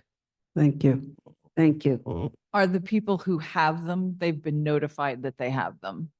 So it takes a little bit of time for it to cycle through in our billing system. Mhm. So if we put in a cellular endpoint, then when that bill comes around after we place it, then we send a letter with a notification that they have a cellular endpoint, and it provides all of the information to sign up on Ion Water so that the account holder can actually see the data from their meter directly. Okay. So they do get notification, of course, postal system and, errors do occur. So we're hoping that as we go through and new occupants run into these homes, that we will be resending it the way our system is set up. Okay. Does that answer your question? Yeah, yeah, come on up. Amy, you need to come up to the microphone and identify yourself. Yes, it My is. name is Amy Stein. I'm a resident of Clarkdale, Arizona, and I had two quick questions, both from your presentation. This may be a knucklehead question, but I just had to have my water line replaced last year because it was 100 years old and made out of lead. And so when they replaced the water line on my property, they hooked up to the meter. So as we're replacing water meters, is it possible to ascertain the condition or the material from which the water is transferring while we're replacing water meters Hmm. as part of the EPA requirements? I don't know if it works that way, but it looked like it did in my yard. And then my second question was from your previous presentation, and that was, what was the date of the assessment or survey for the roads that helped you to prioritize what was Oh, getting done? Okay, since that's the previous one, we'll take that question. I should have opened it up for public comments. I'm sorry about that, The only Amy. reason I So- bring it up is because it's quite a topic of conversation in my neighborhood. And people are talking about it. So since I'm here, I'd like to be able to spread good news in my Right, neighborhood. right. Thank you. Go ahead. Virginia, go ahead and answer the growth question, even though we've closed that topic. And then Amy's question, I think that's actually a really good idea if we're replacing meters in those areas where we have unidentified or unknown situations that might be an opportunity to check the lead situation, lead and copper situation. So as far as checking the lines when we do the water meter replacements, we've been making notes on all of our service Okay. orders for quite some time now. Unfortunately, the way the water meters are situated inside of the meter boxes, we can't see the service lines very well. And so it is going to require excavation on both sides of the meter likely to actually see those. The other part is even if we can see the service lines on both sides of the meters, the way the EPA rule is written, we have to do the third point still, which is at the house where it comes out. Gotcha. So we are trying to eliminate some of those in that fashion. We haven't been very successful yet. Okay, We're so trying. let answer the road question of when was the analysis done? Don't quote me because I don't have it written down in front of me, but do call my office and I can give you the exact date that it was finished. It was about 1.5 years ago. Yeah. And it has taken us some time to get it into the system and get a work session and get a plan in budget together to be able to make these repairs and a plan moving forward. Actually, that's pretty recent. It's not like it's a 5-year-old study. This is a recent study, yes.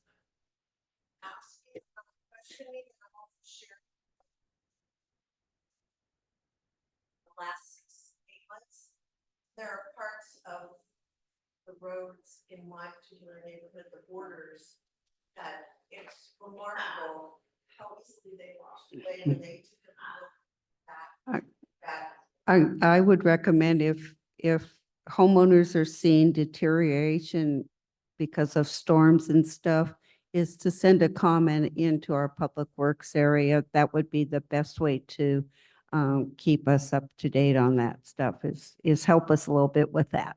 That would be great. You can either call the front desk or you can put in work orders, and that goes Yes. for anybody in the community. Okay. Okay, I think we have some more questions or comments online. Yes, Mary online, go ahead and ask your question, please. Please state your name and if you're a Clarkdale resident.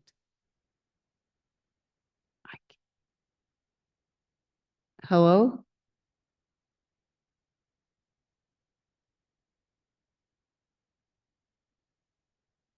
I'm not hearing a question.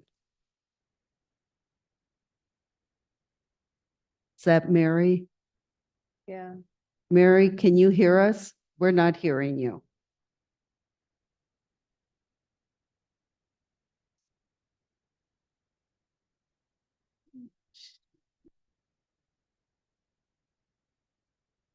Is she writing? If she can type her question into the chat, that would be good.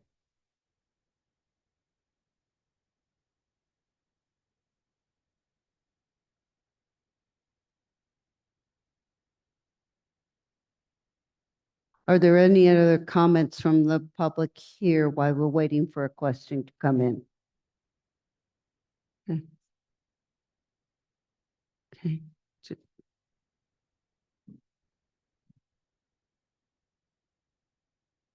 She states she's concerned about the close proximity of the townhomes. Do you have a statement on that?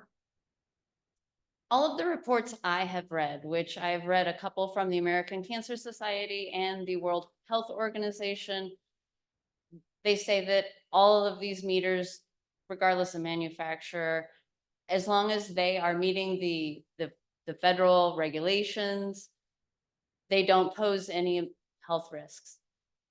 Of course, you're always going to have different people reporting different things.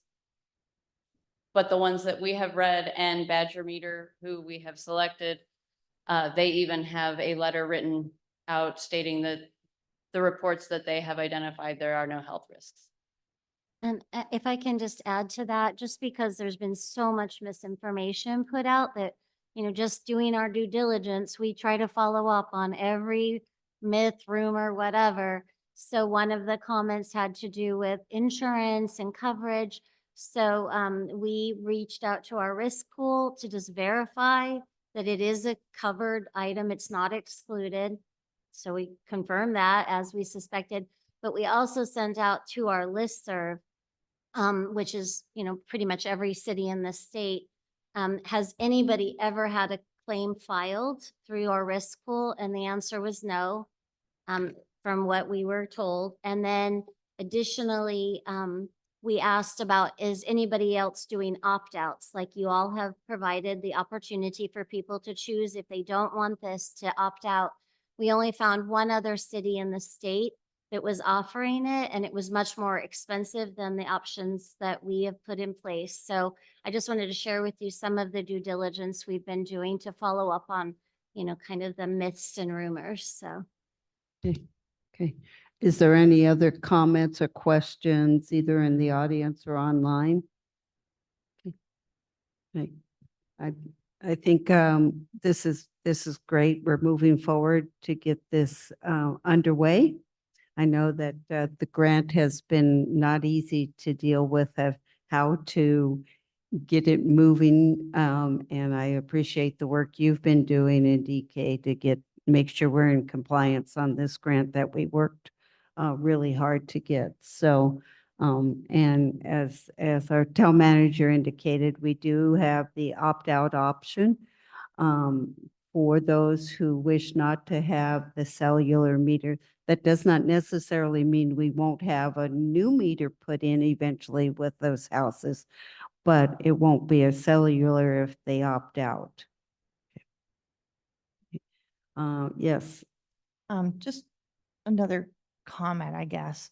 I'm really excited about the leak detection, and some of you have heard this story before, but a few years ago, or prior to a few years ago, we had some catastrophic leaks at our house that we did not know about, and that comes along with a catastrophic bill. And had we had this in place at that time, we would have known about that.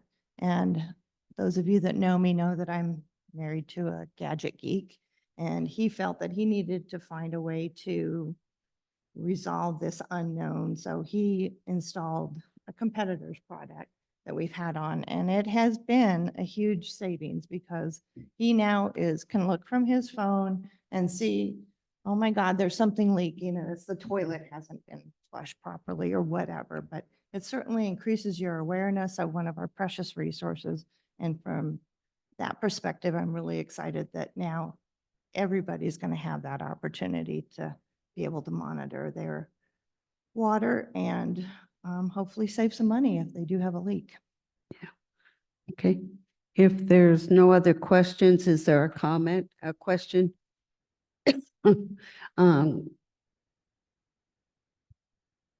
Mary is asking, if we opt out, why would we have to have them put in and then taken out? So if we opt out, Why would we have to have them put in and then taken out? Are you talking about the associated setup fee for the opt-out program? That's what I think she's. I interpret that as why would we give them a new meter? So can you explain the difference between a new meter and then the antenna as how we read it? Right.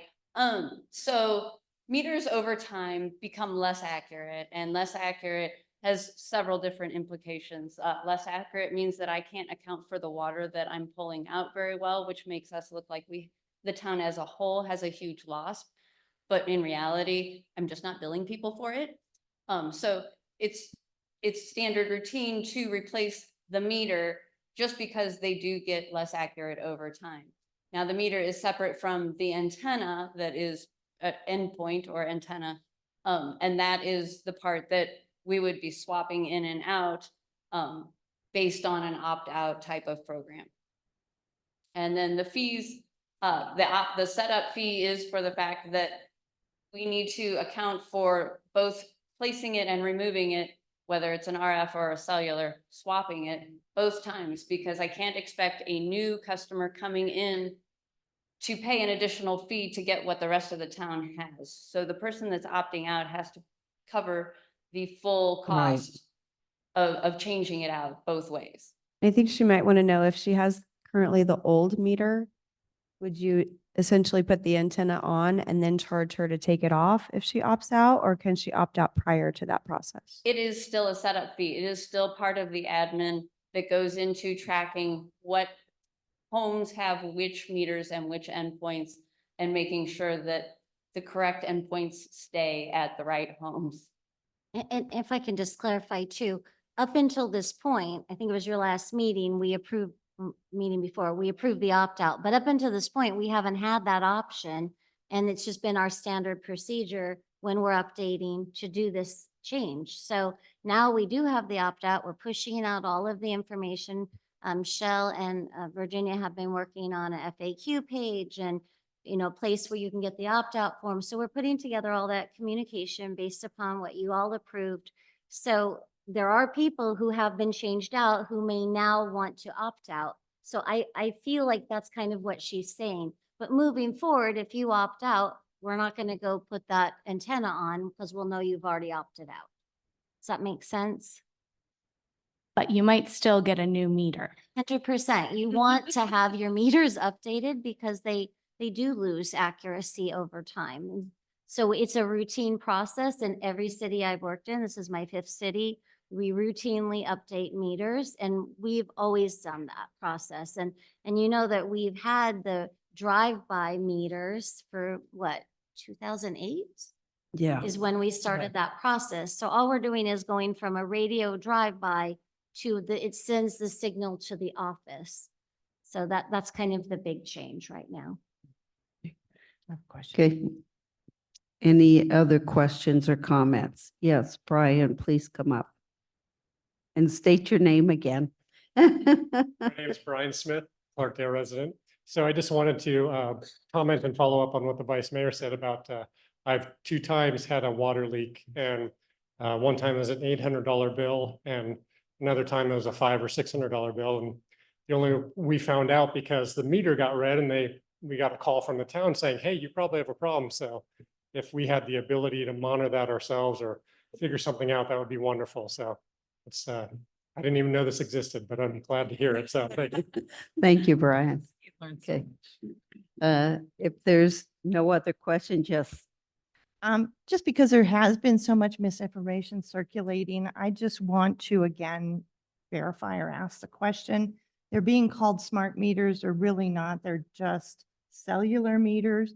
There is no intelligence in this meter to shut somebody's water off remotely, correct? No, they cannot buy. So as much as I hate to have this conversation, I really do, because we've been avoiding it. Smart meters, okay? The definition of those is anything that'll save data, all right? Not that it'll turn on and off, but that it will record and save data. The meters that are out in town, the RF ones that we've been using since 2008, They're all smart. All right. The difference is only how it is transmitting. That is what we are changing. Now, as far as the capability to turn on and off remotely, no, not by a computer, not by a person, not by my office staff. An operator still has to go and turn the valve at the property to turn off the water. Thank you. For that clarification. Thank you for that clarification. Absolutely. Okay. If there's no other questions, okay, I will entertain a motion. Madam Mayor.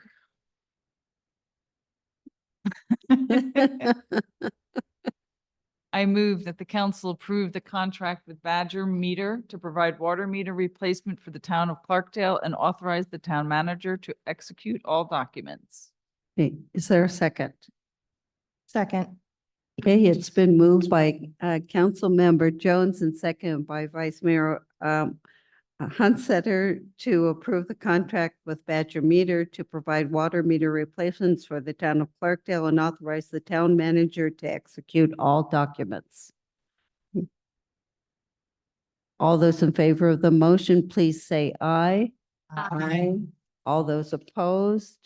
Hearing none, motion carried. Thank you, Virginia, for doing the heavy lifting and answering all the questions that have come up tonight and before this. So I'm sure there will be a few more, but as information gets sent out, I think you'll be able to answer a lot of people's questions. So thank you so much.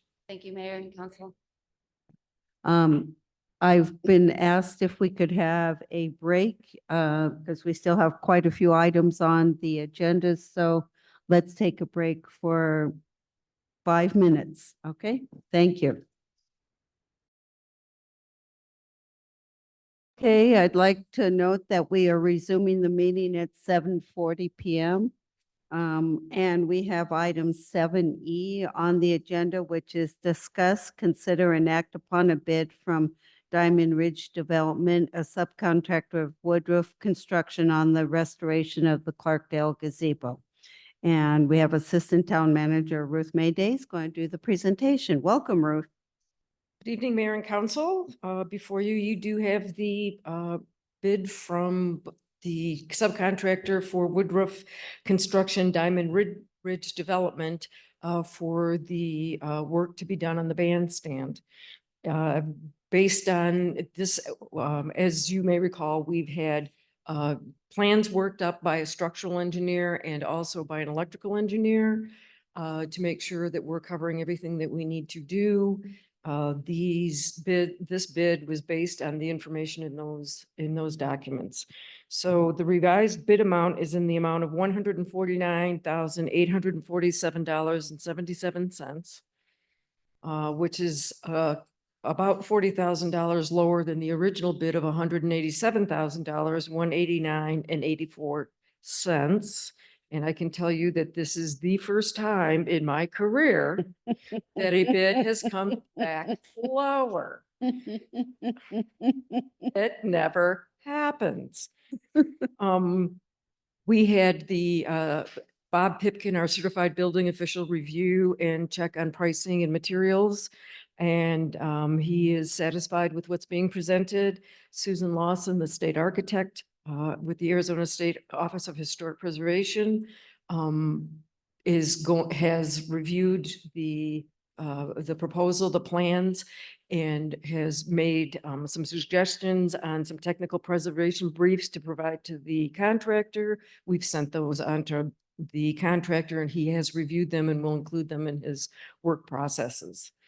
I wanted to go back and touch on price just again for a minute. When we did this a year ago, prices were a wee bit higher. And as you know, commodity prices and things like copper fluctuate up and down, and copper right now is down, yay.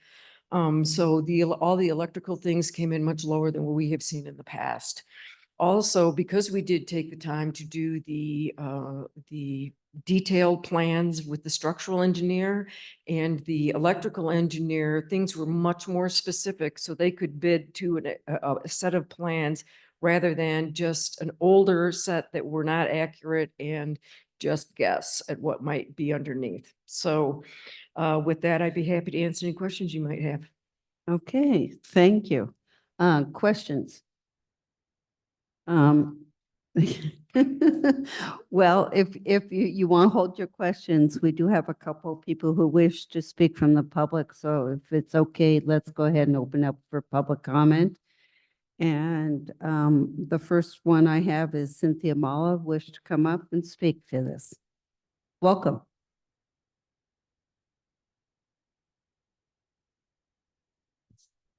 Madam Mayor and Town Council, I'm Cynthia Mala. I'm a Clarkdale resident. So the bandstand is on the agenda, hopefully for the last time, for a long time. Thank you to the Town Council and the Town Administration, Town Manager for getting us here. It's been a long road. So the bid came in about $35,000 less than what it was originally. That's really good news. And the difference is not only from what Ruth said, but from what I've learned. We've all learned a lot from this, as have I. The difference in estimates between restoration and demolishing it and replacing it is something important that's important to pay attention to. There's a perception, I think, out there that it's all well and good that a structure has historic significance. It's all well and good that it holds a special place in people's hearts, but those things are intangible. And can the town of Clarkdale afford to pay for things that are intangible? The reality is, from what I've learned, is that restoration is the financially responsible thing to do because it saves money. It actually, there's sources out there that I've read that actually show that it costs less money to restore a historic structure than it does to demolish it, purchase all new materials and build something new. And I think that premise needs to be inculcated in the process when the town has to consider what to do with a historic structure. And it also needs to be, in my opinion, needs to be spelled out in the historic preservation ordinance, if we ever get one. So that's basically what I wanted to say, is that I'm really glad we got here. That is $35,000 less than it was originally. And I hope that we've all learned that generally when you're talking about what to do with a historic structure, the first choice should be restoration, not only because it's important historically, but also because it likely will be less expensive. So, and it will save the town money. Thank you. Thank you. Anybody else wish to make a comment? Anybody online wish to make a comment? This is your chance. Okay. Council, do you have any comments to make? I'm just excited that we're moving forward. Any other comments? Yeah, we're all excited about this. We're, I think, a little bit shocked that it came in at this pricing, happily shocked, that is. But we did take the time to do the thorough kind of assessment of the structure with really well articulated outcomes. And I think that really helped us come in to where we needed to be on this bid. So after we get done with this tonight, this bid, we can bring up hopefully for discussion is the access issue. As you know, we left that as sort of a separate discussion. So I just want to remind us that we still have that item to discuss. But I applaud us to get this far, and I really appreciate all the work that has been done.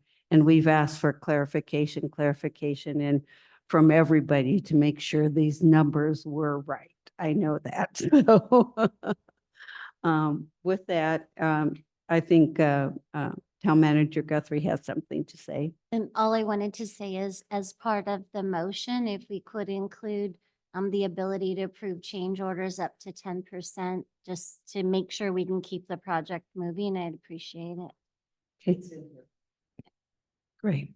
Okay, I guess the only thing I want to make comment on, that the original bid to restore this gazebo was 200 and some odd $1,000, almost $300,000. And so the idea that somehow we weren't looking at restoration as an alternative, what we all found back a year and a half ago, I've lost track of time, was that that original estimate to do the restoration was cost prohibitive. And not only did the council think that, but the Historic Preservation Commission thought that as well. So I'm glad we have wound up here. And I'm really glad that we are doing this and that we're moving forward in this way. But I just want everybody to remember what the original restoration quote was, which was $259,000 or something like that. So that's all. any other questions or comments?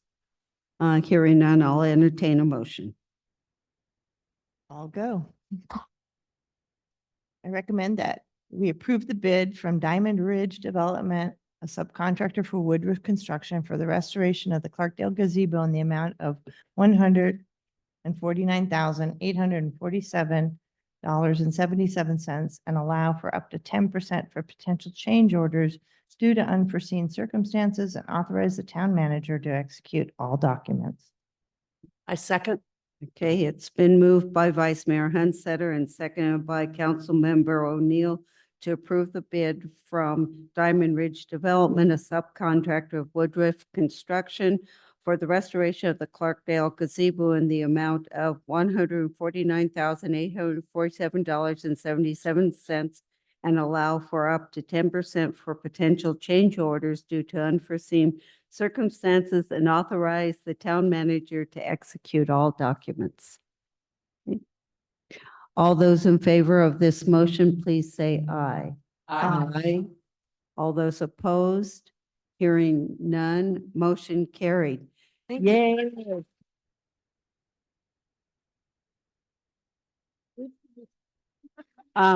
One question, Ruth, do we know sort of when this will begin?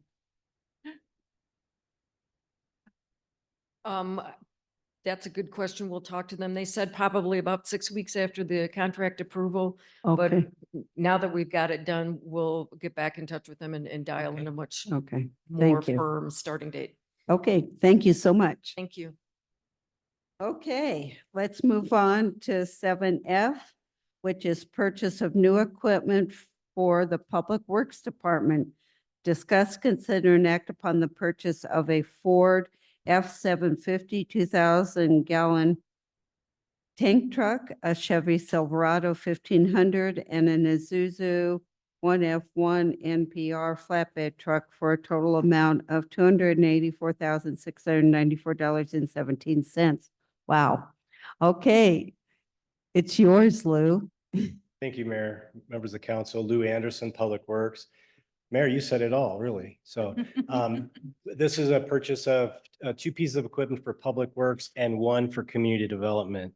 We currently have a 2,000-gallon water truck that we acquired some years ago from the fire department. It's for our reclaimed. We use that to flush our sewer systems, and we're not using potable water for that. That truck, I was talking to our lead operator today, and he said that truck barely makes it up this hill. So it's a 1987 model, and we want to replace that. The pickup truck is a 1500 Silverado for our building inspector, who is currently driving an auctioned PD pickup truck, which we actually restored. So that one also needs to go away. The third is a flatbed truck for our Public Works water utilities for moving chemicals and other things of that nature. So the request is, staff recommends that the council approve the purchase of the Ford 750 2,000-gallon water truck, Chevy Silverado 1500, and an Isuzu flatbed. And The total is $284,694.17 and authorize the town manager to execute all documents. Okay. Is there any questions? Just to say that, this is budgeted. Clearly, some of these are a safety concern. This is something we have to do. Right. Go ahead. I assume you've already got these on hold. You know where they are and. Yes, Okay. yes, and the price is that. Yeah. I know how hard some of this stuff is to come by, so it's like, they have our name on them, right? Right, yes, yes. I believe it's important to note that we had budgeted for 2 of these vehicles within our budget, correct? Oh, And yes, I could discuss that. The budget impact, enterprise operation vehicle replacement fund of 200,000 will be used. The community development replacement vehicle fund is budgeted at 50,000. And we're going to use $50,000 of our water Okay. fund contingency. Okay. I just think it's important to note that it wasn't all budgeted. We're doing the third truck or the flatbed because of some real safety issues, and it was appropriate to get this purchased. Okay, anything else? Will they all last 35 years? We hope so, and still make it up the hill.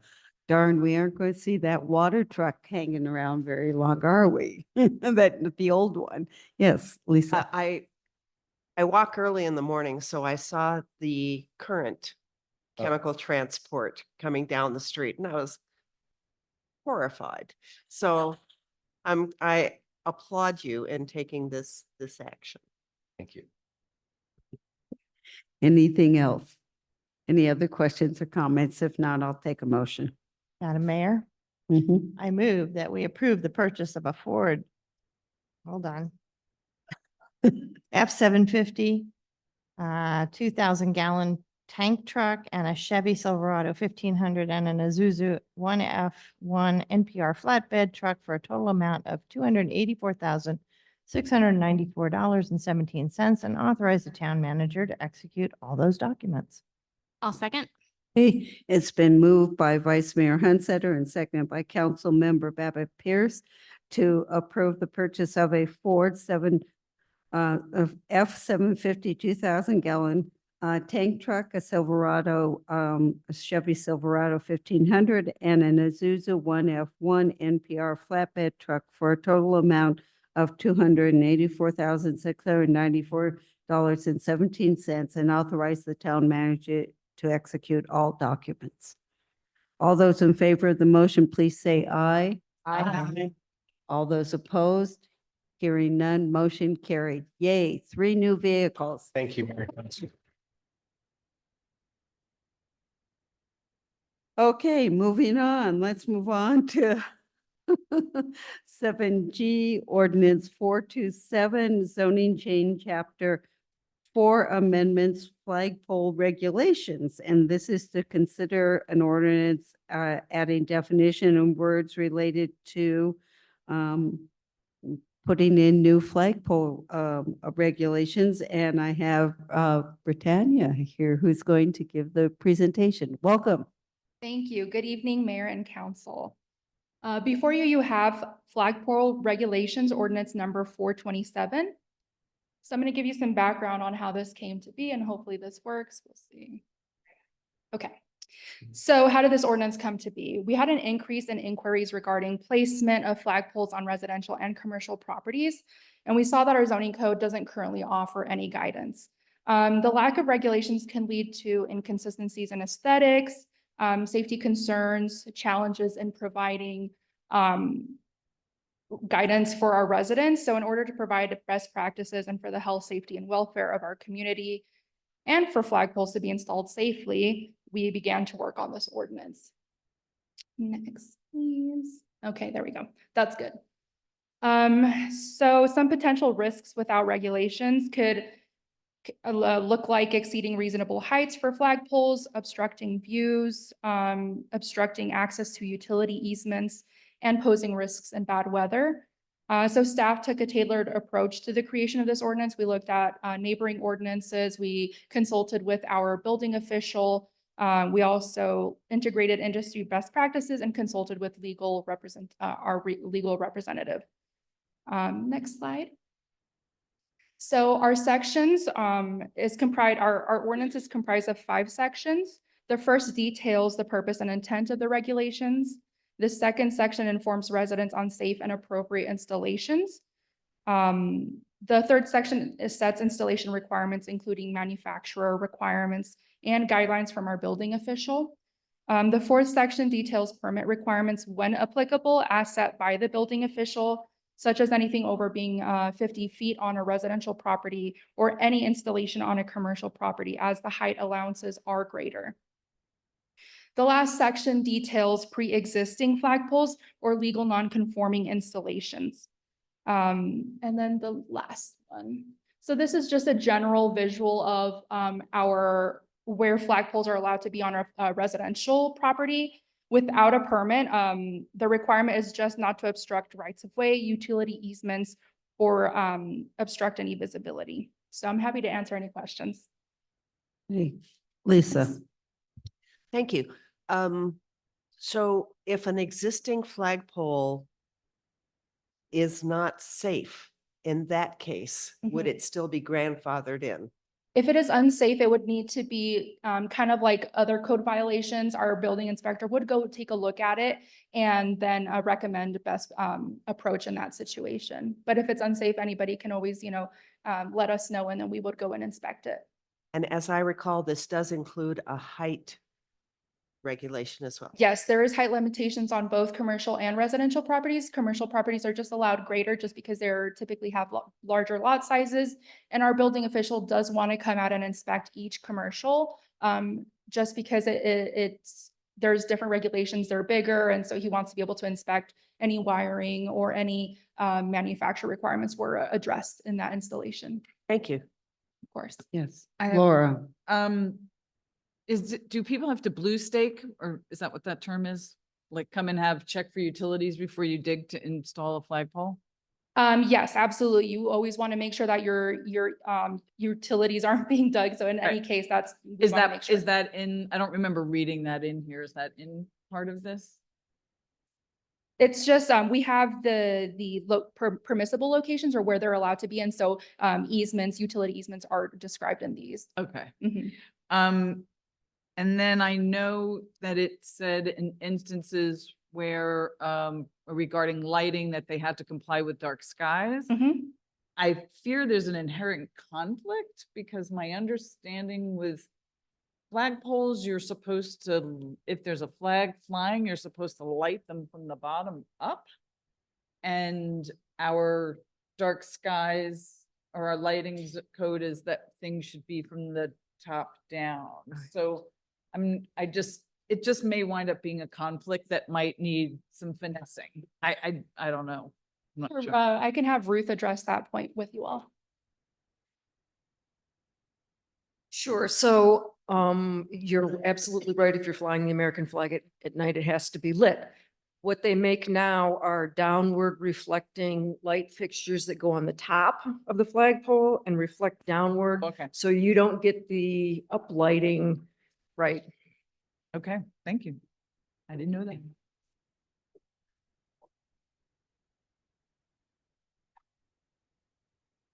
Any other questions? I will repeat that for the group. Someone on Sky Boulevard has one of the top lit flag poles and it looks really nice at night.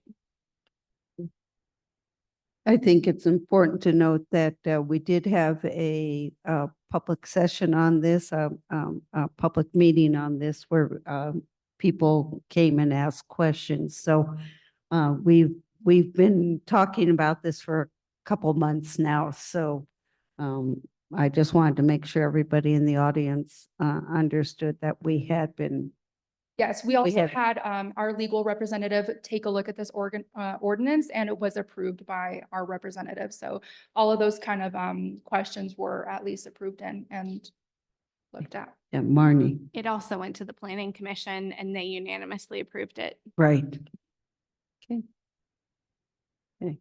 Are there any other questions or comments on this ordinance? If not, I'll entertain a motion. Madam Mayor, I move that we approve ordinance 427, adding definitions of words and terms related to Chapter 2 definitions and adding Article 4-250 flagpole regulations to Chapter 4 general provisions of the Town of Clarkdale zoning code and authorize the mayor, town attorney, and town clerk to execute all documents. Is there a second? Okay, it's been moved by Councilmember Babbitt Pearson, seconded by Councilmember O'Neill to approve ordinance 527, adding page 140 of 169 definition of words and terms related to Chapter 2 definitions and adding Article 4-250 flagpole regulations to Chapter 4 general provisions of the Town of Clarkdale zoning code and authorize the mayor and town attorney and town clerk to execute all documents. I want to clarify that it's ordinance 427. Yes, it I is. think you said 527. Oh, 427. Thank you. Thank I you. have no idea what I said, so. So thank you for catching that. Okay, all those in favor of the motion, say aye. Aye. Aye. All those opposed? Hearing none, motion carried. Okay, let's move on to item 7H, ordinance 430, zoning code chapter 3 amendments, 89A corridor commercial overlay district. And this again is, we have town manager Ruth Mady, who's going to do the presentation of this long-awaited amendment. So before you, you have the last thing on the new business agenda, the 89A corridor, commercial corridor overlay district text amendments. So this is a set of amendments to the zoning code that we developed in response to feedback we received with the retail development team, the working group, and based on feedback we received from some retailers who had looked at sites in Clarkdale. And because of some of the requirements here, simply could not fit their projects on any of our lots. So basically, it's an overlay district. And for those who aren't familiar with that term, we have what we call underlying zoning. And in this instance, those are all commercially zoned. And then the overlay district is on top of that. And it provides extra additional regulations and guidance on how those properties are developed. This particular one starts at the Clarkdale Parkway and goes all the way down to the town boundary with Cottonwood. And it extends 500 feet each side of State Route 89A. So from the center line of 89A out, it goes 500 feet. So it's a substantial district. You can see the blue line on the map here. Next. So I'm not going to read this because it's a little late, but this is the intent and purpose for the overlay district. And it talks again about special design standards to ensure that we capture the essence of Clarkdale when we're looking at new construction along the highway. Next. So I want to talk about two different forms of development. The preferred development for retail, right, and other commercial uses is really a cluster model rather than the strip mall that we see. The strip malls are much easier to build, but the cluster development really produces a better, more designed product and project for retailers and other commercial users. So with that in mind, we try to rework some of the requirements that are not really addressed and that don't really encourage the cluster development that we'd like to see. Next. So the biggest issue that we discovered with this district is there's a 50-foot setback from the Arizona Department of Transportation right-of-way to where the building can start. So you're losing quite a bit of very expensive commercial land, and you can't really do a whole lot with it. And that reduction in area, the buildable area really sends the retailers in another direction because they want to be able to use that entire lot. The other issue with this is that we're pushing that commercial development closer to the residential neighborhoods that back up those available lands. And so by getting rid of that 50-foot setback, reducing it to 20 feet, we're moving all of the impact, most of that impact away from the residents in those neighborhoods and closer to 89A. Next.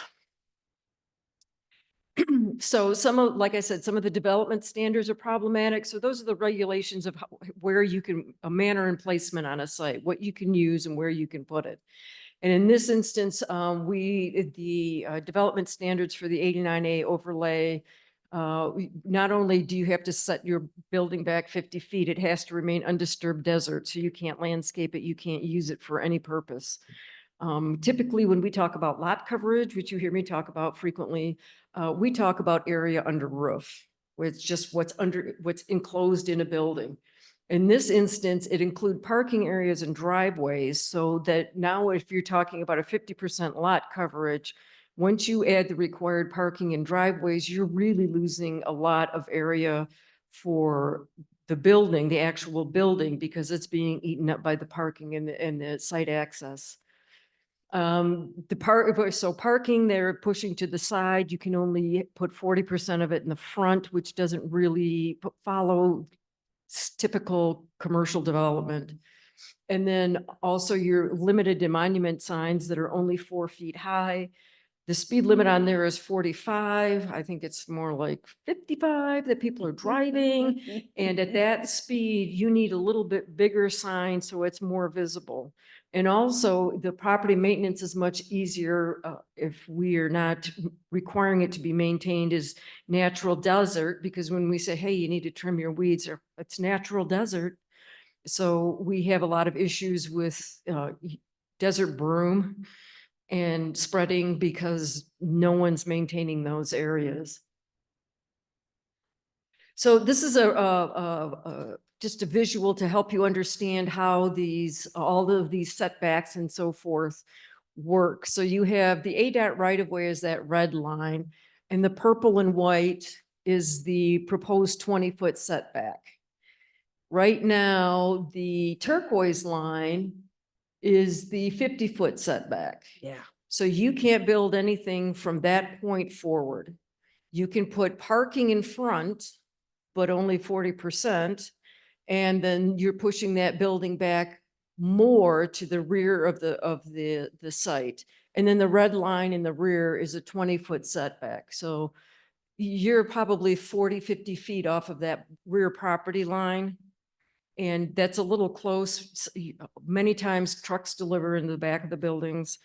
You'll have loading bays, dumpsters, all of those kinds of things back there, and really the pulling all of it forward and providing additional separation between the retail use and the other commercial use and the existing homes makes everyone much happier. So what about the special design standards intended to create a sense of place? Well, so two things have happened. Number one, still all commercial and industrial projects are subject to design review board approval. And these are all of the things that design review board looks at.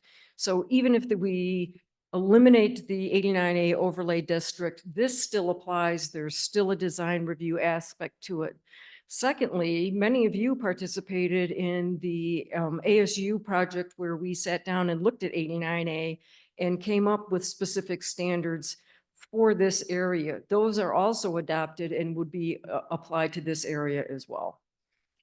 Next. What about wash protection? So we have a couple of washes that run through there. Those are all regulated by FEMA and by the Army Corps of Engineers. So if anybody gets too close or wants to do something in the wash, they have to go through very specific procedures to get permitted for that.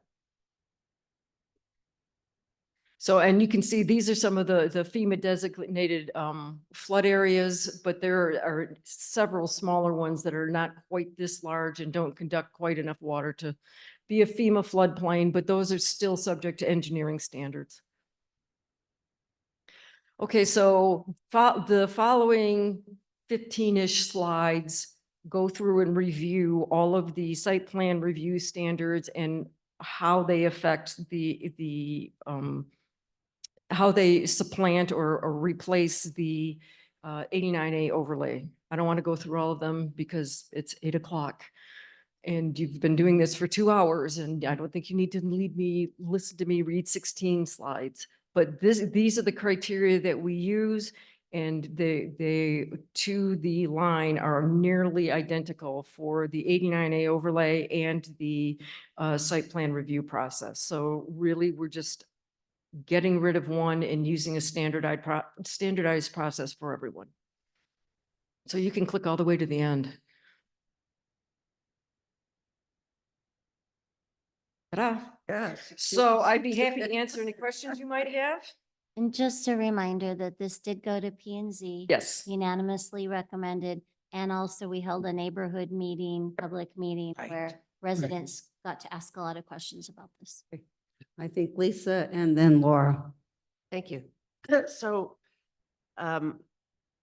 the overlay ordinance was adopted on September 12th, 2006, which is really not that long ago.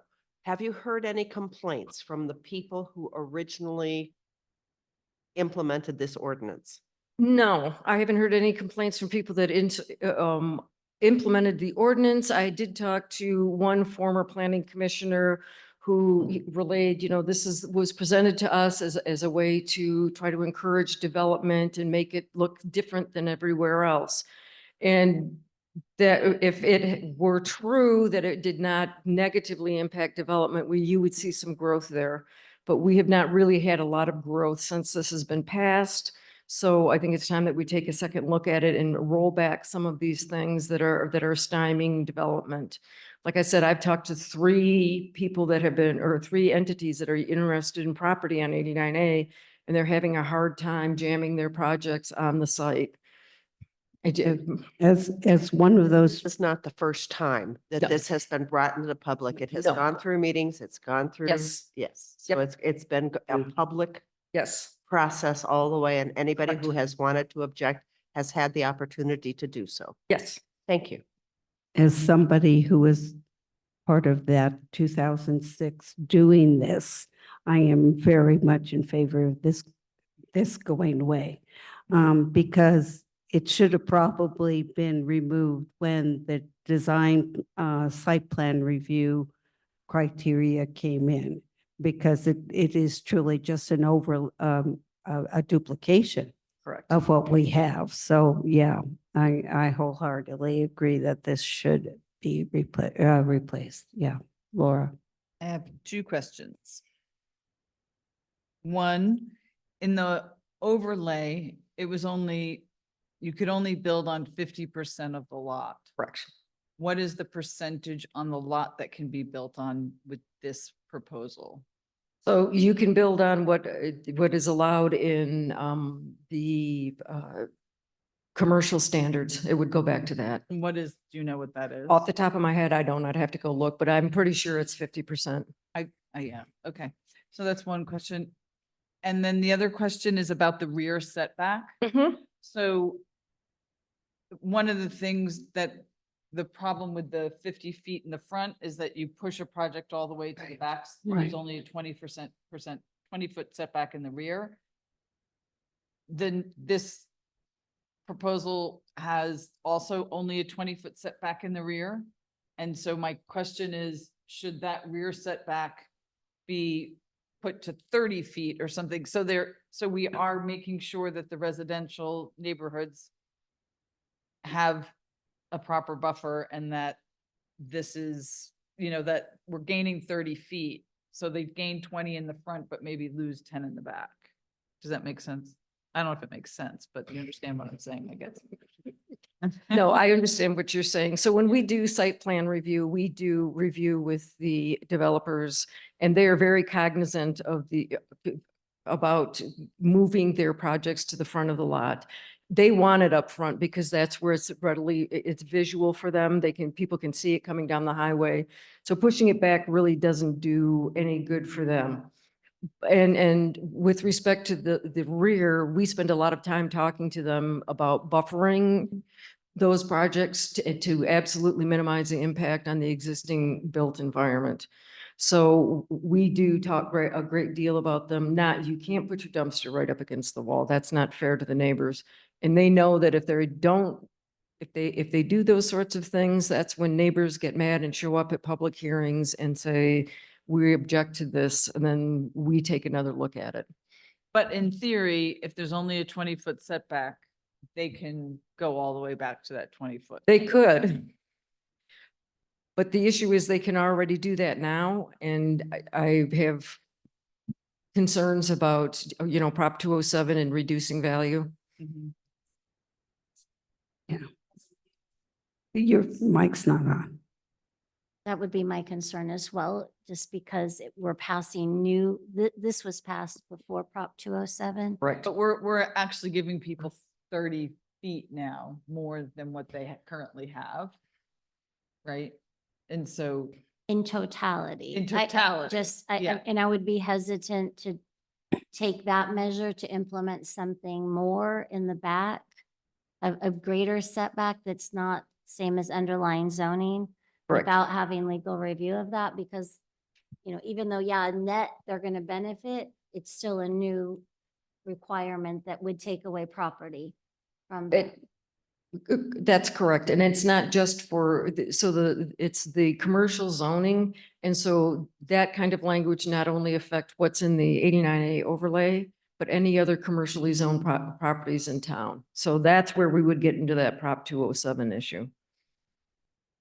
Okay, so if we turned it to 30 feet, you would have to do that for all commercial property, not yes. just the commercial property in what was previously the Right. overlay zone. Yes. So essentially, we're just stripping the overlay zone off and then just having what is already our standard commercial property development ordinance to replace it. So. Right.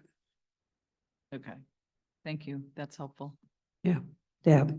And just to tail on to Councilmember Jones' question. So how does this compare to A, our neighbors, and B, just industry best standards for commercial development? So we took a look at all of that when we started working on this, and this is on par with what Cottonwood does, the 20 feet.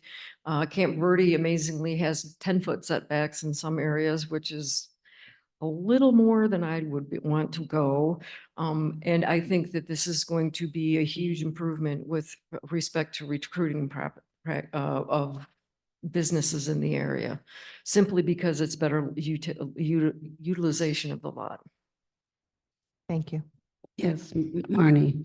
Thank you. So I think this is a big change. Obviously, the overlay was put in with really great intentions. Yes. Your team has done such a good job going through it, showing us where all the duplication is, that most of the things that were intended to happen will still continue to happen, and that perhaps this overlay district actually had some unintended consequences, Right. and we can undo those. Sure. And so I really appreciate everything that you guys have done.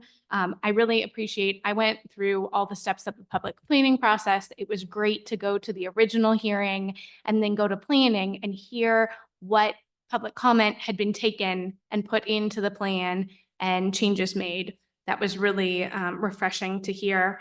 And then as somebody who lives in the neighborhood, thank you for encouraging businesses to not be on top of our houses. Because, sometimes it gets loud over there. And so the further away they are from the houses, the better. Thank you. Laura, do you have a comment? Question, sorry, Ruth. That's Can you give me an example of what a neighborhood commercial district is? So thank you for asking that. We actually have neighborhood commercial and highway commercial. Yeah, zoning and I just districts didn't know, in I there. didn't know if we had an example. So of we what that changed the setbacks in there. Right. We don't have any properties zoned for Oh, okay. neighborhood or highway commercial in the, but as long as I'm changing, So everybody's consistent. Right. I just didn't know if it wasn't something I had never seen and I haven't because. That's I- why you haven't seen. it. I believe that was kind of the thinking of the commercial area within Crossroads, because it wasn't right on the highway, so it was set in a neighborhood setting. Well, That would and make I sense. was wondering, did it pertain to like an apartment building or something like that? That's where I kind of went with this in my mind. I don't believe that was the case, so, yeah. Any other comments on this?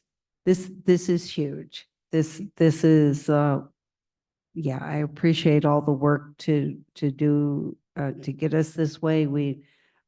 Business owners, property owners along there work, talked to and consulted in this, as well as the public process. So I think it's important that we note that it was well vetted with a number of different stakeholders in all of this. So with that, I will take a motion.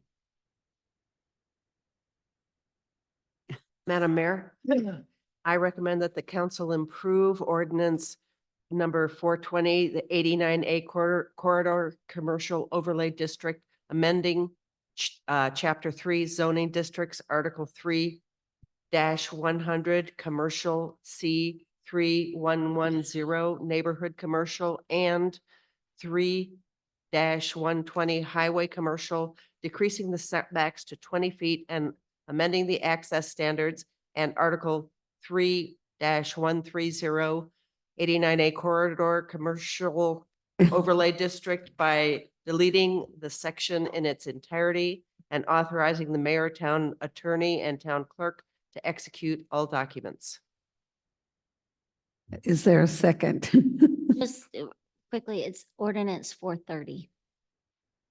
Yes, it is ordinance 430. It's written 420 here.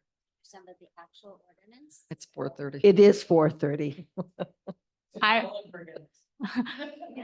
No, you don't have to. I think As we amended. all understand it's you. ordinance 430. Is there a second to the motion? I'll second. Okay. It has been moved by Councilmember O'Neill and seconded by Councilmember Babbitt Pierce to approve ordinance 430, 89A corridor commercial overlay district amending chapter 3 zoning districts, article 3-100 commercial and 3-110 neighborhood commercial and 3-120 highway commercial, decreasing the setbacks to 20 feet and amending access standards, and article 3-130 89A corridor commercial overlay district by deleting the section in its entirety and authorizing the mayor, town attorney, and town clerk to execute all documents. All those in favor of the motion, please say aye. Aye. All those opposed? Hearing none, motion carried. Thank you so much, Ruth. Yay. We do have one item left on the agenda tonight. That's item 7I. And I'll do this quickly. In less than 2 weeks, we have, or just about 2 weeks, we have the 2024 League of Cities and Towns Conference, where we have resolutions that we pass statewide for work that we want the League of Cities and Towns to undertake over the next year. I think I sit on one of the policy committees, and I'm not sure if anybody else sits on any of the policy committees. There are several of them, and I do encourage that we try to get others to sit on these policy committees. This year at the League of Cities and Towns Conference, there will be 7 resolutions that will be discussed and approved. and they have gone through policy committee processes. So I'll quickly touch on them so you kind of know what we're going to be looking at. The first one is proactively seeking solutions to offset the loss of funds resulting from the rental tax repeal and preserve current revenue streams. As we know, that was a hit to the town of 125,000. And every year we have to face continuing concerns about reduction in our revenue streams at the state level. The second one is to work with state partners to authorize municipalities to use tax increment financing. And this is a real quick one. Arizona is the only state in the union that does not offer tax increment financing.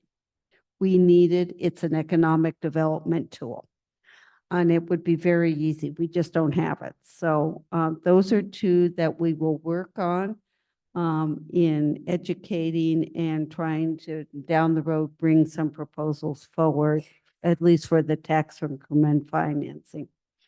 The other one, the next one is clarify statute and authorize the Secretary of State and municipal clerks to enforce strict compliance of all constitutional, state, and statutory requirements for referendum.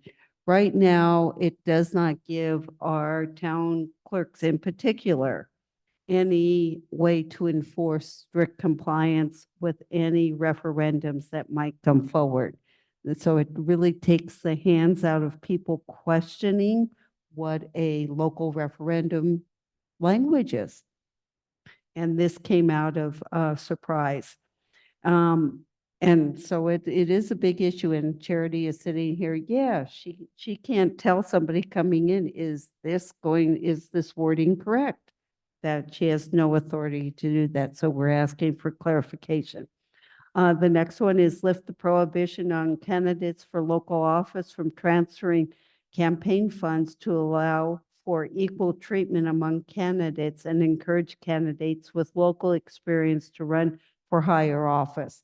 This is allowed at the state level for state candidates, but it's not allowed for local candidates. If they have a campaign fund, they cannot use that money if there's money left in that fund and transfer it for, let's say they want to run for a state office. So this is giving the same authority that they already have for other candidates running for higher office.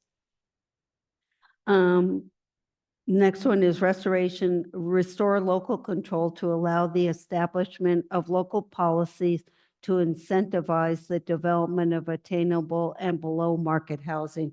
Pretty much right now, we have no authority. That's been basically taken by the state. So we can't do that. We can't put together a law for that. So this is giving us a tool to possibly deal with some of our housing situation locally. The next one is to clarify statute to apply immunity only to claims arising from public employees' operations of a motor vehicle, and affirm that the statute is an immunity statute. This really has to do with employees operating a motor vehicle that is town operated or a town owned vehicle. We don't have any of that is in our statute right now. So it really is a way of protecting our town. And the last one is allow public bodies to withhold records that could identify a victim of or witness to a crime if there is a reasonable belief that they will be subject to harassment. And that's, I think, fairly clear. So these are the 7 resolutions. I will be the one attending the resolution committee and discussing these for passage. 5 of them would be amending existing ARS statutes, and 2 of them are to probably work on bills in the legislature that we would create. So, okay, just if you have any questions, send me a note. I'd be happy to answer more. And in the booklet you have, it tells about the background on each one of these resolutions. Yes. Laura? So this, does this outline the priorities for the league for the coming year around legislation? Yes.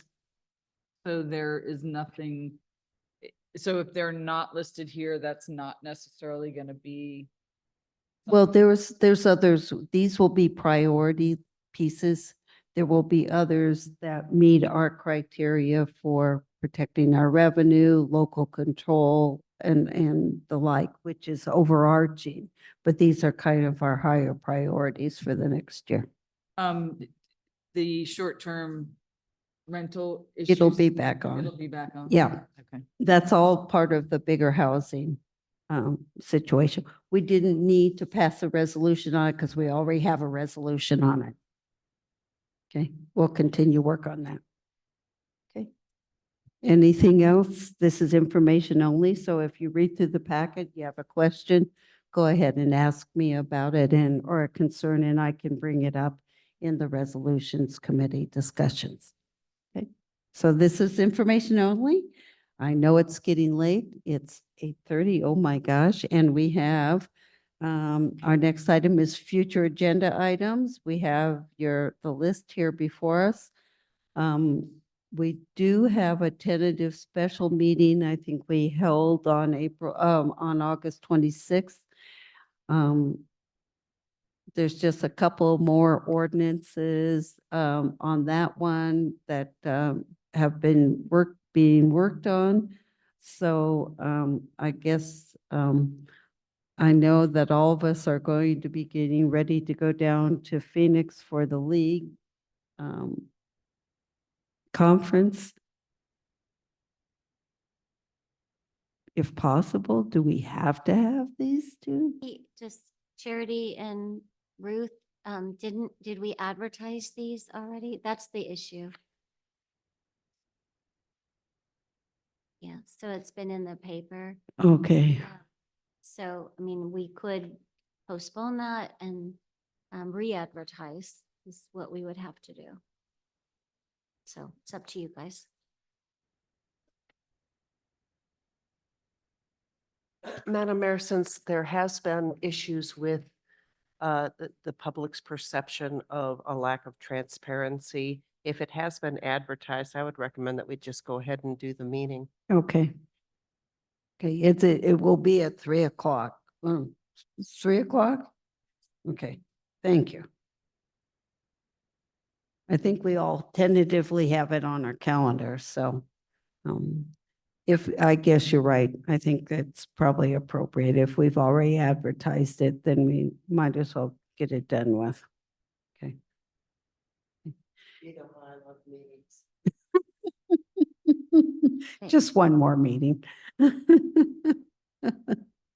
Okay, anything else? Any new items for, that are not on our future agendas list that anyone would like to bring up? Okay.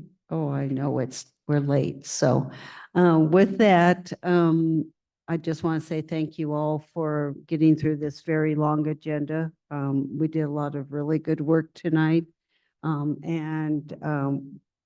Just say thank you and thank you for all of you for coming tonight. And with that, I'll take a motion to adjourn. So moved. Second. Okay, it's been moved by Councilmember Babbitt Pearson, seconded by Vice Mayor Hunstetter to adjourn the meeting at 8:36 p.m. All those in favor say aye. Aye. All those opposed, hearing none, thank you. We are adjourned. Thank you.